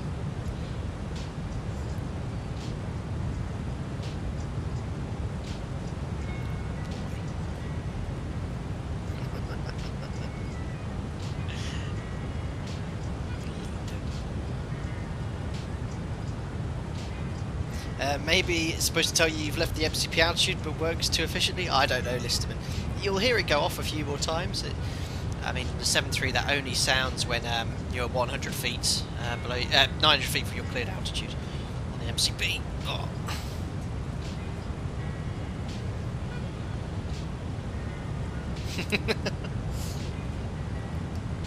Yeah, what's this? He's actually trying to get up. Let's get it. Foxtrot, contact Helsinki, radar 119.1, bye-bye. 119.1, Alpaca 75, Foxtrot, bye. Jack basically tried to get on the entire seat there. Basically 35 kilos of Labrador on my lap. Oh, what was that frequency? 119.1. Critical phase of flight. You don't often get dogs jumping on your lap. Let's have a look here. Helsinki. Yeah. Helsinki approach. Very good evening, Alpaca 75 Foxtrot, sending flight level 100 inbound to Nippes or Nipip. Alpaca 75 Foxtrot, Helsinki radar contact, runway 22 left. Expecting 22 left, Alpaca 75 Foxtrot. Excellent. Well, he's now realised I have no food, so he's now got to go rest. He goes to my bedroom. He's got a bed. Well, he doesn't have a bed. That goes on the bed. He shouldn't. He's got a bed in the office, bed in the kitchen. Unbelievable. Met our noob. Unbelievable. Double City just taken off from de Gaulle, got the scenic route around the airport from South Terminal 2 to 09 right. There you go, did you hear that? There's the altitude alert that's at 25,500 feet. So I'm not sure. Alpha 78 Charlie Juliet descent to 5,000 feet, QNH 1033. 5,000 feet. James, she's saying, what's this? My dog's coming to see what's going on over this tree. Brilliant. Oh, Lauren, excellent. Zebo managed to recover me. That the autosave on Zebo is really good. I put it very close second to the toeless autosave. Praise the great mighty Zebo. Love it. There are multiple jack stations in the house there, RPJ. He's got it everywhere. I mean, he has full reign. Actually, we're going to the vets next week because he's getting to that age now. Many of you have probably had Labradors in your life where he's getting a little bit stiff. Not all the time. It depends what I do. I have now stopped throwing his ball, which he loves. But if I do that, he gets a lot of discomfort in the evening. You can tell from walking. He used to be fine when he was younger. So I don't do that. So as long as I don't do that, he's okay. But I know there's supplements you can get to alleviate those sort of pains they feel. So going to the vet. There's loads over the shop counter stuff. There's some stuff that can maybe prescribe. But he's going to go have a look at him next week. But that is just part of a dog getting older, unfortunately. And labs are especially prone to it, and also hip dysplasia. So we're going to be quite careful. Brandon, how does the EGLL A300 autosave compare to toeless Seaboard? I've been fortunate enough never to have to try and use it. I don't think I've ever had a crash. I mean, I've had a big... Remember when EGLLs just got released and I had like a sassel failure or something, and it was... I had to land it using a mouse, which I'm sure many of you remember. But I don't think it's ever crashed, like, proper crash to desktop, so I've never had to use it. And the autosave has only just recently been a feature, I think, on an update. Anyway, there's Divham, 100 or above, so for our profile we're going to be well above that point. Next inbound to Pexon, 250 knots, so we'll just keep a close eye on VNAV, see if it can command descent. Remember, this isn't quite an idle path descent. It used to be, it's close to it, but it's adding a little bit of thrust. What a bit Airbusy, I suppose, in a way. Still, are you afraid that he can part personal info to us? Maybe. Paul Hamilton, that is exactly what we were advised. U-Move. There's two types, U-Move and U-Move Advanced 360, I think it was called. The vet wouldn't give us the U-Move Advanced 360 without a prescription though, so he's going to go check him out. But yeah, I've heard all about U-Move. Other supplement available. Descending flatable 110, leaving flatable 275. Saudi 490 Helsinki radar contact, runway 22 left. Roger, make him some homemade chicken broth. He's the most spoiled dog in the world. He gets some homemade cooked chicken, everything. Ouch, Mark. What are building this after you managed to slice your thumb? I had to super glue it to stop it bleeding. Never ever give me a sharp object. It sounds painful. Hope you're feeling better, buddy. Super gluing your thumb back together. Oh, 737 pilot, that's really sad. Yeah, not looking forward to that day. Ken, really enjoyed watching this. Glad I found your channel. Thank you very much, buddy. Thanks for popping in. And welcome to the show.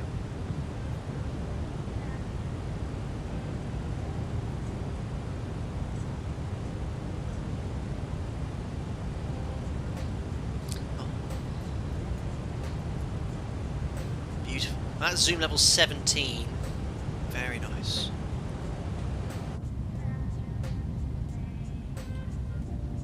Well, it's a beautiful evening in Helsinki. Really nice.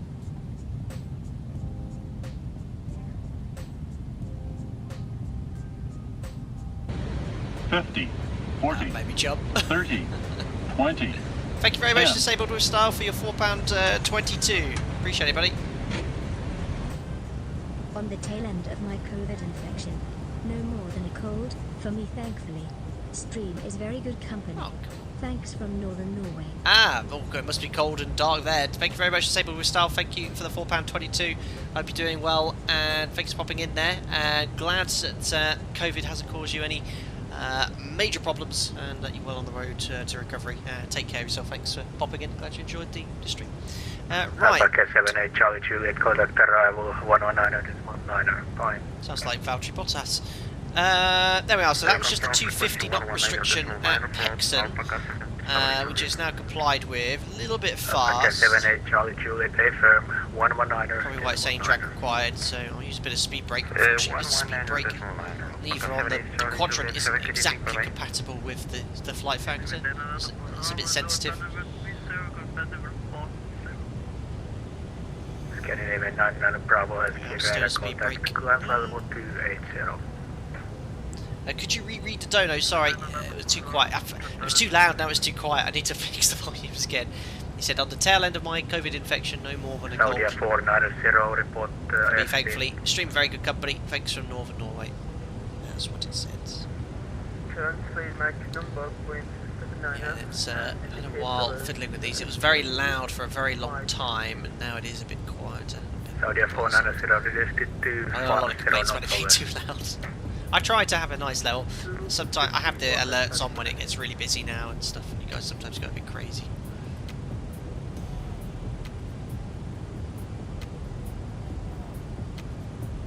Streamlabs don't make it easy either. Traffic. That is a T. Traffic. That is an RA. Traffic. Oh, no longer an RA. That was strange. That was a TA audio with an RA indication on the ND. He's whatever it was is gone.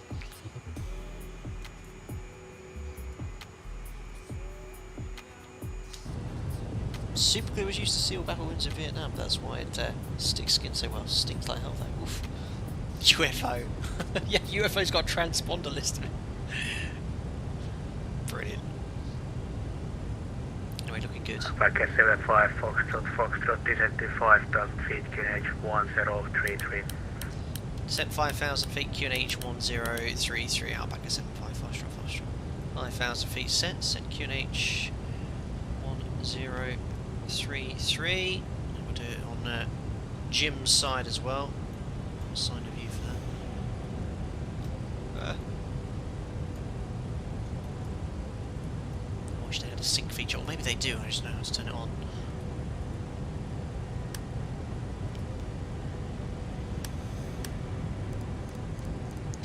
.033, 15,200, 5,000. Now the standby altimeter is also set. Perfect. So 15,000 feet. We've got 59 miles to touchdown, so we're very low. Ideally we want to be at around 45 miles to touchdown, but this is just the way the VNAV works on this aircraft.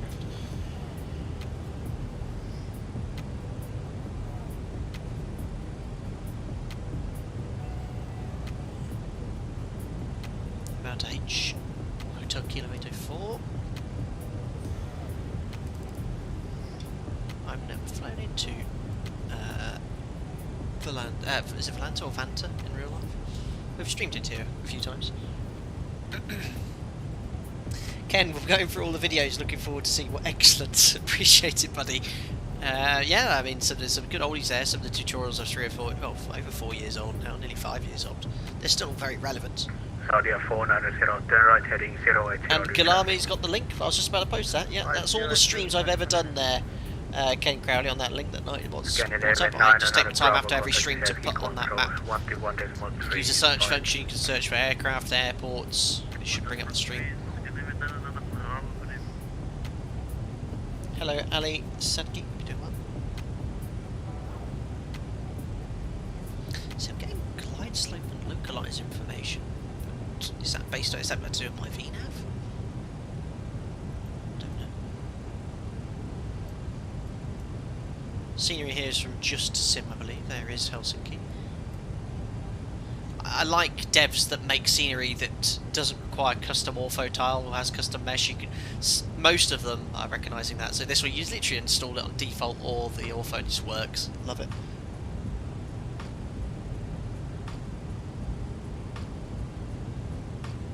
Glad you like the map. I've had like nearly 70,000 people view that map as well.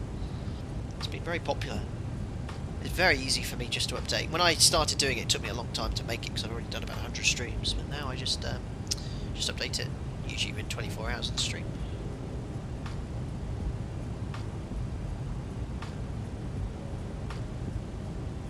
Put the seatbelt sign on. And the no smoking sign.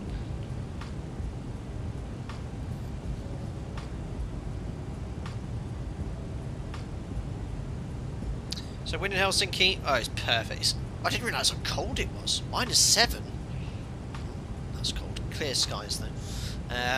So you can make cold temperature corrections to all the altitudes below the MSA, so including the minima. But cold temperature correction is not modelled and explained, so we'll just be adding it. Be a bit pointless really, because it's not going to have the altimetry error there. Remember, an altimeter be overreading your height if temperature's below 0 degrees. Does Aerosoft Heathrow work with True Earth without fiddling with it? Yes, Wojtek, yes. It works perfectly. The colours and the textures are slightly different just around the airport, but they blend in very well. I didn't have to do anything with Orbex True Earth and the Aerosoft Heathrow. The Aerosoft Heathrow is very outdated now though. And how much are they charging for that? Still a lot of money. I just got it because a few years back I think now, because it was the only one sort of okay, the default's not great, and I wanted the stamp markings. I think they're charging like 30 plus euros for it. Alpha 75 Foxtrot, contact arrival 119.9, bye. At 119.9, Alpha 75 Foxtrot. Have a nice evening, sir. Bye bye.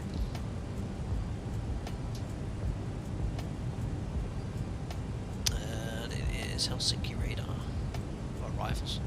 Helsinki arrivals, very good evening, Alpaca 75 Foxtrot, descending 5,000 feet on 1033, bound to Hotel Kilo 891. Alpaca 75 Helsinki arrival, descend to 3,000 feet. Descend 3,000 feet, Alpaca 75 Foxtrot. 3,000 feet set, let's do the post-cruise checks and lights on. Angler bank, don't need to change, pressurization is set. 11 tons of fuel. Recall is here. Check's complete. There we are. Turn the music off now as we're getting below 10,000 feet. Nice rule of thumb for you: when you're downwind onto an ILS to around a 10-mile final, you want to be at around 6,000 feet to beam the runway. So nice rule of thumb. Nice rule of thumb to remember. ILS to left. Alpaca 78 Charlie Juliet, So looking good for that. 118.6, bye bye. I think that's been okay.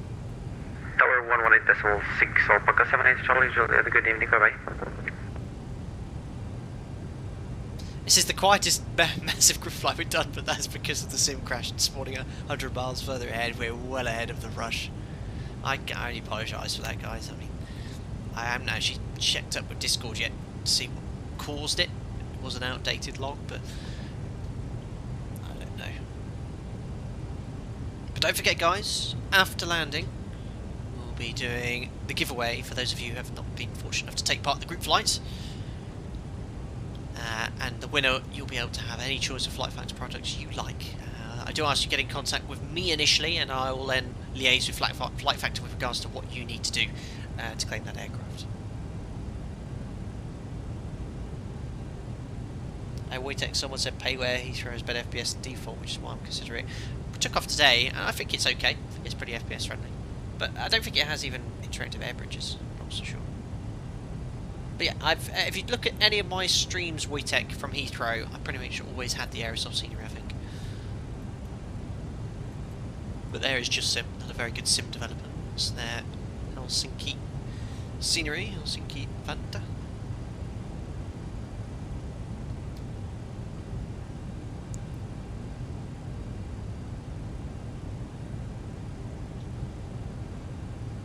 So 6,000 feet of beam, looking good. Drishel, how do we enter the giveaway? It'll be a very simple command that you need to put in the text box for regards to my giveaway. The other giveaway for the group flights. 75 Foxtrot after Canon direct prefix cleared ILS approach runway 22 left, maintain 22 sure not so greater until established on localizer. Keen on Bifix after Bifix cleared ILS 22 left, maintain 220 knots or greater until established on the localizer. Alpaca 75 Foxtrot. So, when you've been cleared approach where you're following the magenta line exactly on, LNAV and VNAV should deal with the approach perfectly. So we're going to keep an eye on it, see how FlightFactor behaves. It's looking okay so far. It should be commanding a descent shortly. Because remember it's max 220 at Themi then Kenon. But we can easily switch to vertical speed or another mode to get to the job done. I know what I've not done, which is select the approach speeds onto the PFD. So, over to approach, and then set. There we are. So cleared approach, we can descend with the procedure. So 3,000, all the way around until glide slope capture.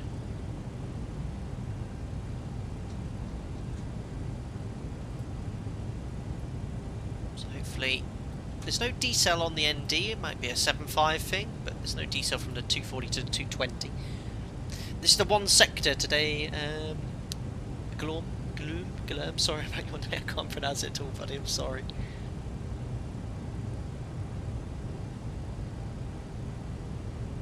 Is he going to slow down to 220 for us? It's been very calm. This flight's been lovely. FMC message. Drag required. Yeah, there's the 220. It just goes, yeah, drag required. So what I'm actually going to do now, because I don't want to sort of level off here, is just go vertical speed 300. And I'm going to... It was 220 until established on the localizer, so I am going to select flap 1, but just maintain 220 knots. I want to aim to be about 3,000 feet. Turning final. Got to be at 3,000 glide slope capture point, which is at Tixed. So there's flap 1, and we've bugged 220.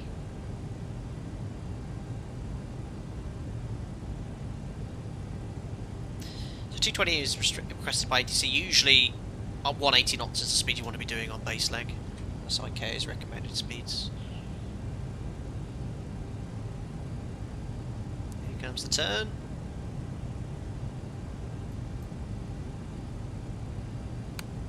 Select approach. Just go to the localized deviation point in the CDI. Guidance is obviously all inaccurate. Yeah, that's Ortho 4XP, guys. That's why everyone goes, wow. Yeah. In my opinion, it's a lot crisper and clearer than being on Microsoft Flight Simulator. And don't forget the stream quality is drops off from what I'm actually seeing. It's very crisp on my display. Yeah, Ortho is a must.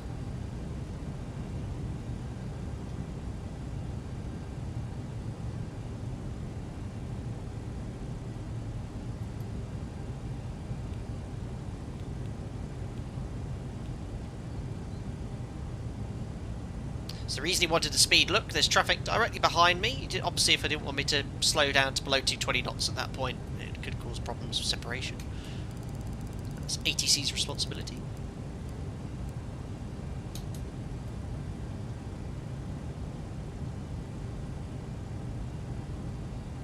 Saudi 490 after Canon direct prefix cleared out as approach runway 22 left. There's glide step alive. We can now arm Vorlock initially. So, again for Saudi 490. And we're now on the localizer, so we can start slowing down further. After Canon direct prefix cleared out as approach runway 22 left. Localizer capture, runway heading 218 sets, 1 dot, arm approach. Prefix cleared this approach 22 left. And flat 15, I need to be doing below 215 knots, so we'll select flat 15 now, because otherwise we'll get a little bit too fast.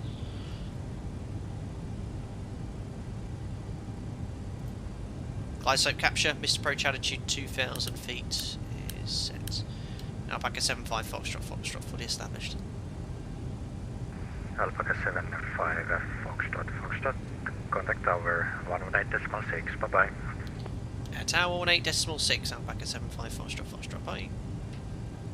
So tower's active, alarm the speed brake now, which is that. Tower, good evening, Alpaca 75, Foxtrot, established, ILS 22 left.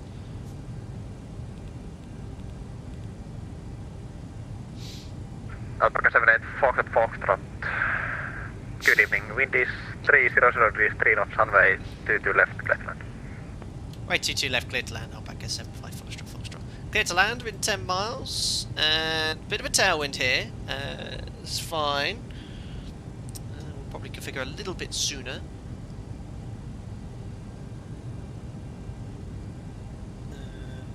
Ground on standby here, perfect. Well, I know what you guys want to see. Let's do it. So, let me just disconnect the autothrottle. Make sure we're closed. Disconnect the autopilot. Autopilot's disconnected. And we're going to do it 3 times. Gear down. Oh, it's a bit bumpy. Flaps to 20. Star switches, don't need to move. Recall, imagine is checked. Speed brake is already armed. Landing gear down 3 green. Auto brake is set to 2. Landing flap coming up. Oh, the MCP bug speed doesn't work on here because I've not programmed it. So flaps. Whee! Flipping heck! That was a bit of a. This is storm. What's the wind down there? It's all over the place. Look, if I let go, you can see. Look at it moving. It's like very turbulent. Flaps 30. Lights are on. Checks complete. Clear to land. What's going on in the suit? Come on, actors, guys. 8 knot tailwinds. It feels like I'm flying in light turbulence.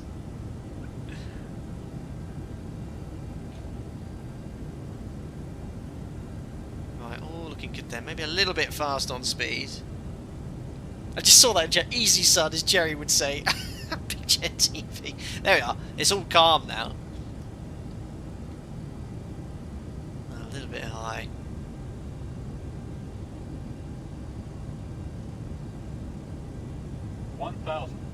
That's checked.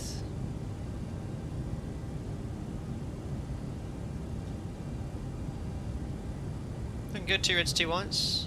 Just watch that rate of descent. Instruments I'm having to really stare at now. It's small there, but I like this perspective. A little bit more thrust. Just watch our speed, a little bit low on the glide. Just small corrections. That's looking good.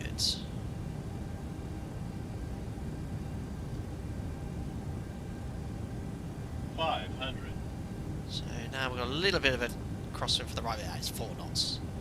Don't really need to decrab with that.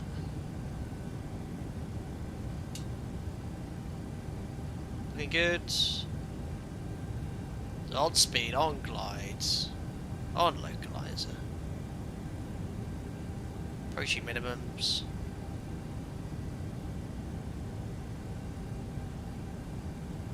Minimums. Continue. Smidge high, but at this stage don't start going too crazy. 100. 50. 40. Check. Hold the altitude. Saudi 490, continue approach number 2. Oh, come on. Oh, just in the touchdown zone. Right. Speed brakes up. Reverses. And that's at 83% there. 100 knots. No, I've gone flying past the exit I planned. Manual braking. 80 knots. There's 60. Ladies and gentlemen, welcome to Helsinki. We made it. What a butter. Bit of a stretch, but got to do what you can to get that butter, eh? I wouldn't want to do that on my check flight, that's for sure. And we'll take the next left here. Wonderful. What was the actual touchdown? Was it 757? Are you joking? Are you actually joking? What was it? I didn't even notice it because obviously I'm concentrating on the landing. I knew it was 70 something. If it was 7.5, unbelievable. Anyway, vacated at Zulu 7. What a float, I know. Gotta do what you gotta do, eh? Keep you lot happy. Alpaca 75 Foxtrot vacated.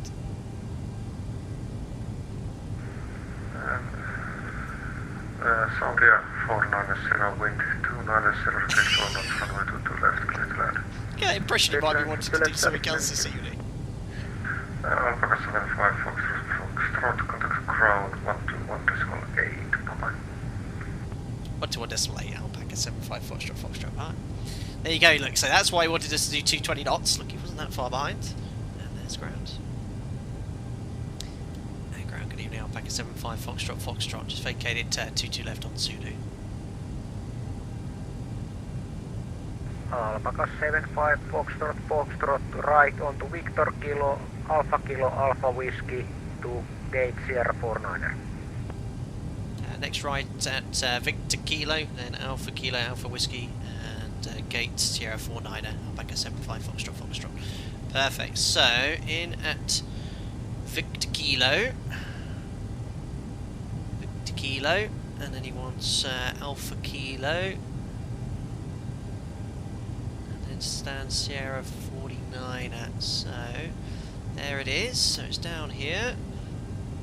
There's Alpha Kilo, Alpha Whiskey. Oh, I'm happy. That was actually quite a good stand to vacate on. Right, I'm happy for now where we are going, so let's do the cleanup. Flaps are coming up.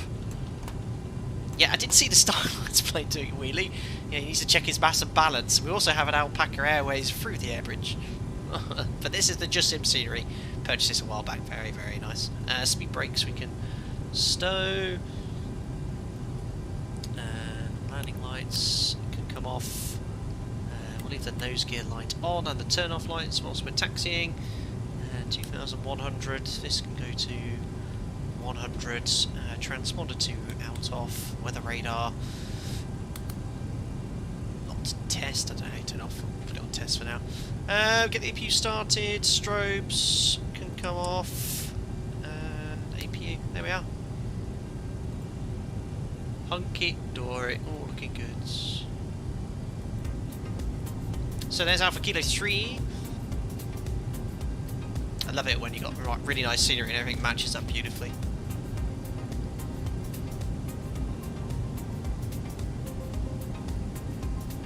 So what was the actual landing rate? 757? 7571? No way.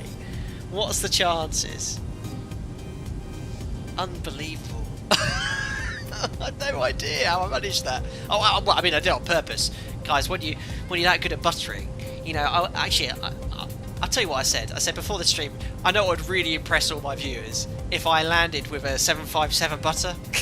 That would really impress them. That's exactly what I thought. Yes. There's Sierra 49 on the left.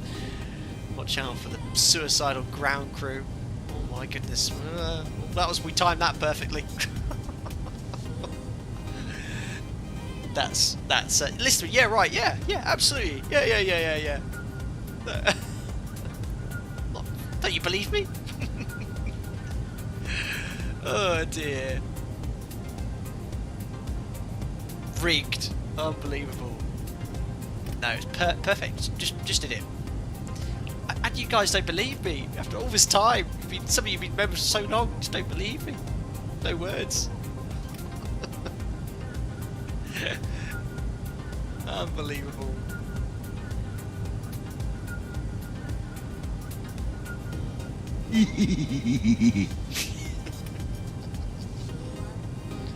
Here is stand Sierra 49. We can pop the lights off now. We're turning on stand. There's the guidance. 753. You can turn left Sierra 49. Very nice scenery. The detail is superb.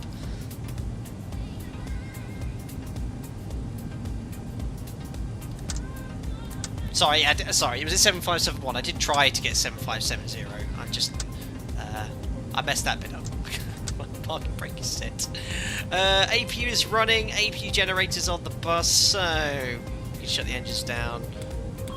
Cut off. There's the APU generator going on the bus. Lots of flickering. Ah, look, the air bridge is even coming towards us as well. Absolutely wonderful. Oops, wrong button.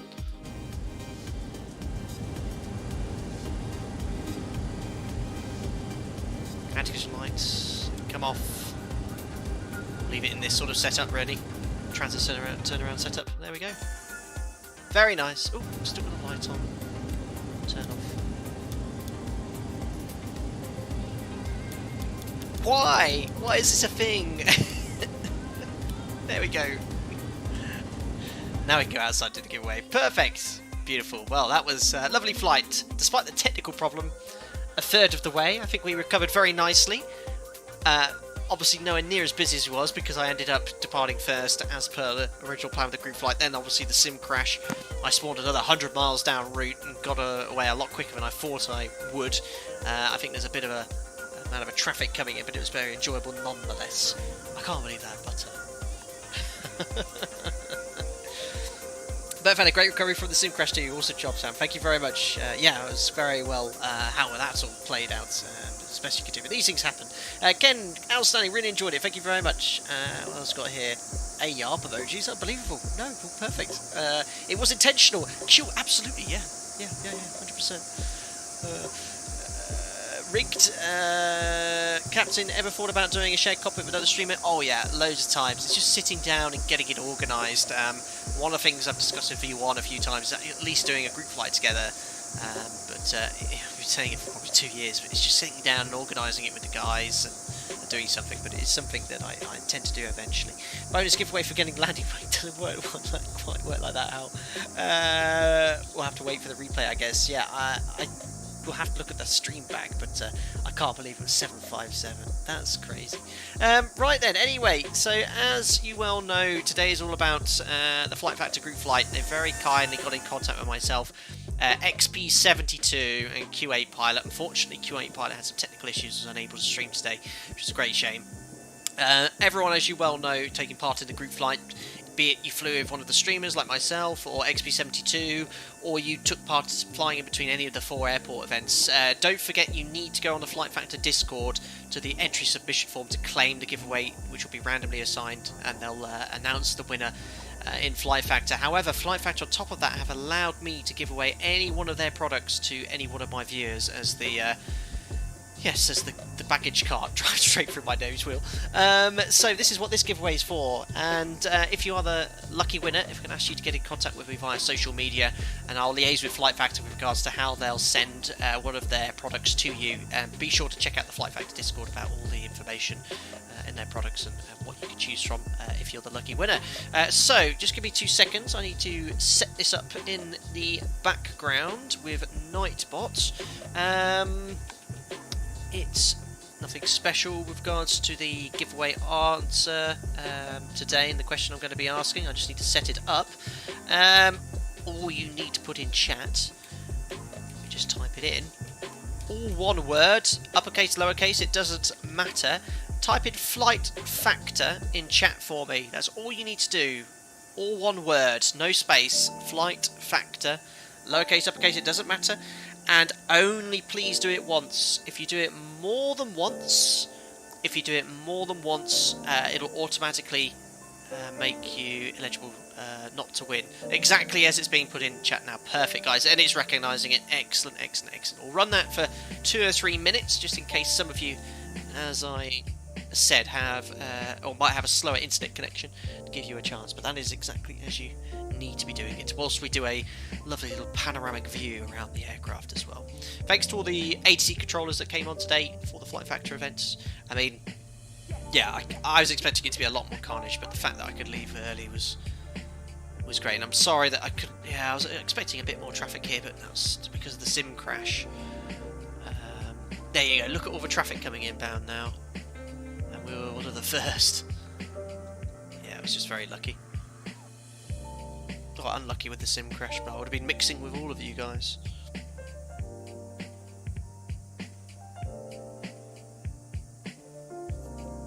Beautiful. So long. The pencil.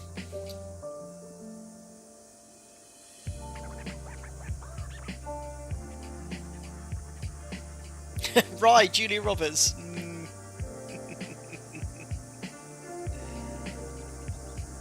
So many people enter. 196 eligible users so far. Vanguard, Alpaca 1 Alpha November is on the downwind. I see you, and you've got Alpaca 18 Bravo the other side as well. Very good. I think the time there you're on final. Lock it down. I've got the group flight tomorrow, so over 12 hours to start organising and getting them set up as well. Still see a few answers coming, so when the camera's back pointing at the nose again, we'll do the giveaway. It's probably another 45 seconds or so. Once we enjoy stapler cam. Our thoughts on the possible 797 in the future, Captain? Yeah, so Boeing's new aircraft is supposedly the 79, which is going to be I think an A321neo XLR competitor or something along those lines. The MAX will continue for a foreseeable future, and we obviously talk about the MAX quite a lot on this channel as well. But certainly, MAX V2 version 2 is very confident, completely safe, and I'll be flying it in the future. Trisha, which FlightFactor aircraft would you recommend? I love the 75. I've not tried any of their products. I know they've got a lot of aircraft in development. It's a 78 and a 777 V2. No doubt the 76 is just as good as this one as well. So yeah, I'd definitely try any of their products. Certainly for the 75, I know it has quite a lot of in-depth simulation as well. There, look, we're almost at my nose. Mark, any idea when about you'll fly the 737 MAX? Not sure at the moment. We do have them coming to our base. I have been operating out of our base, but there's not so many in the company at the moment, so maybe soon. I'll let you guys know when I do. Anyway, guys, of course, I asked you to put FlightFactor in chat. That is what you need to do to enter the giveaway. We have 209 eligible users. I'm now going to roll it, and remember what to do if you are the winner. I'll tell you now after I've rolled it. There we are. So Nightbots, roll it. The winner of the FlightFactor giveaway, my side is Philip Reed. Philip Reed, you are your profile's private, so I have no idea of your status. You've been subscribed since the 12th of April 2018. That's amazing. 4 years as a subscriber. So thank you very much for your continued support. Philip Reed, if you could do me a big favour, get in contact with me via social media, be it Instagram, Twitter or Facebook, or Gmail if you don't have social media, which is not a bad thing these days, and let me know. I can see on your profile picture, it's a picture of a coach, and someone wearing a black t-shirt and someone wearing a pink shirt as well. It's not even said anything in chat yet. He's in that much shock. I would be too if I want a giveaway, but I have taken a picture of your profile and your picture, and then we'll get that all organised with you, and I'll have a chat with regards to FlightFactor with regards to how they'll send that to you as well. So congratulations. Still waiting for his response in chat. Can't see anything yet. Message is blank. Obviously, if no one comes forward within 48 hours, we'll roll it again, but I don't think that will be the case. I have had that once though. Well, someone entered the giveaway, and then they emailed me saying I don't own Flight Simulator. I was like, why did you enter the giveaway? Oh dear. Okay, usually we have someone here. Johnny Boy 26. I don't think he's here. You said that very quickly. Probably isn't. He must be though. I mean, you don't enter a giveaway and then disappear. He's completely bamboozled. Not a single word. Not a single word. That's unusual. 95% of the time they're like, oh my gosh, in chat. Okay, well, I swear to you guys, I'll if it doesn't come forwards, I will re-roll it and I'll let you know in the next stream if that's the case. Maybe he's passed out because he's so shocked. Yeah, there we are. Thank you. He's here. He said, "Oh my god, I've won." He's so excited. He spelled "won" incorrectly. Thank you, Philip Reed. Oh my god, I've won. Yes, you have. Yes, you have. Congratulations. There he is. So as I say, Philip, get in contact with me via. You remember? How come that's not come up on my thing? Oh yeah, re-rigged. Yeah, rigged. Blah blah blah. How come that's not come up on my Nightbot thing? Phil, I've been a member for 2 years and I speak to you regularly. I do, probably the case. I try my absolute hardest. Unbelievable. Yeah. There we go. So yeah, Discord then, Philip. Just ping me and we'll get that all sorted. I have no idea why it's not come up on the thing. Just says subscribe. But anyway, that's it for today. Great fun. And again, we had problems, but well recovered. And we at least got into Helsinki. And if you'd actually blanked out that 20 minutes, you would never have known the sim would crash. But there we are. Thank you very much to FlightFactor for inviting me to the group flight. Very enjoyable. Obviously, we were expecting a lot more people. I sound like a broken record, but yeah, we can see all the people coming in now. They had to wait behind me, so there's someone on final. But I do have the group flight, the members group flight to organise, guys, so I can't really hang around much longer, because I want to get all that published, do a test sector before I head off to bed. Right, so we'll pop off the network, fix all the controllers for the great ATC. And I don't think I need to disconnect the air bridge. I think I can go straight to the replay. So we'll turn that music off there, and we'll now cue the funky replay music, if I can find it, like the pro streamer I am. There we are. So fly live.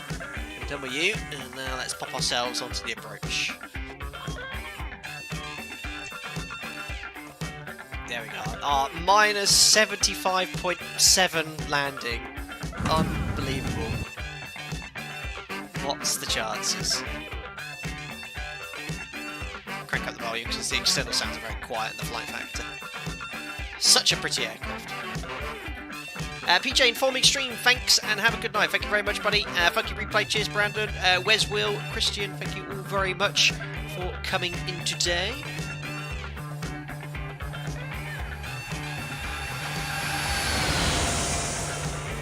So there's the check, and I held it off for a long time. Maybe a little bit extra pitch up just to get that butter.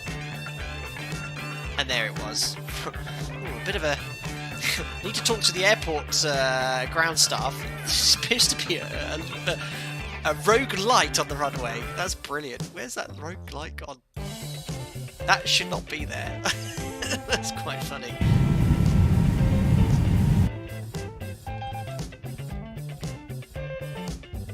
Right on the edge of the touchdown zone there. 757 rigged. What was the chances of that?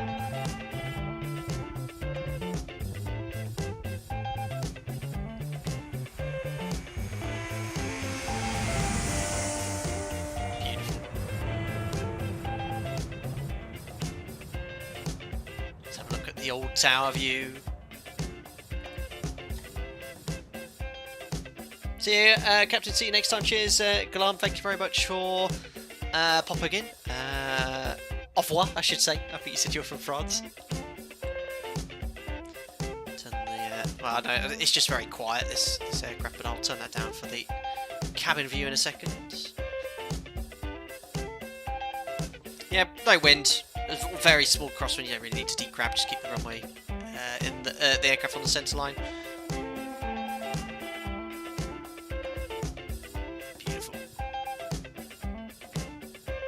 Bit long, but so be it.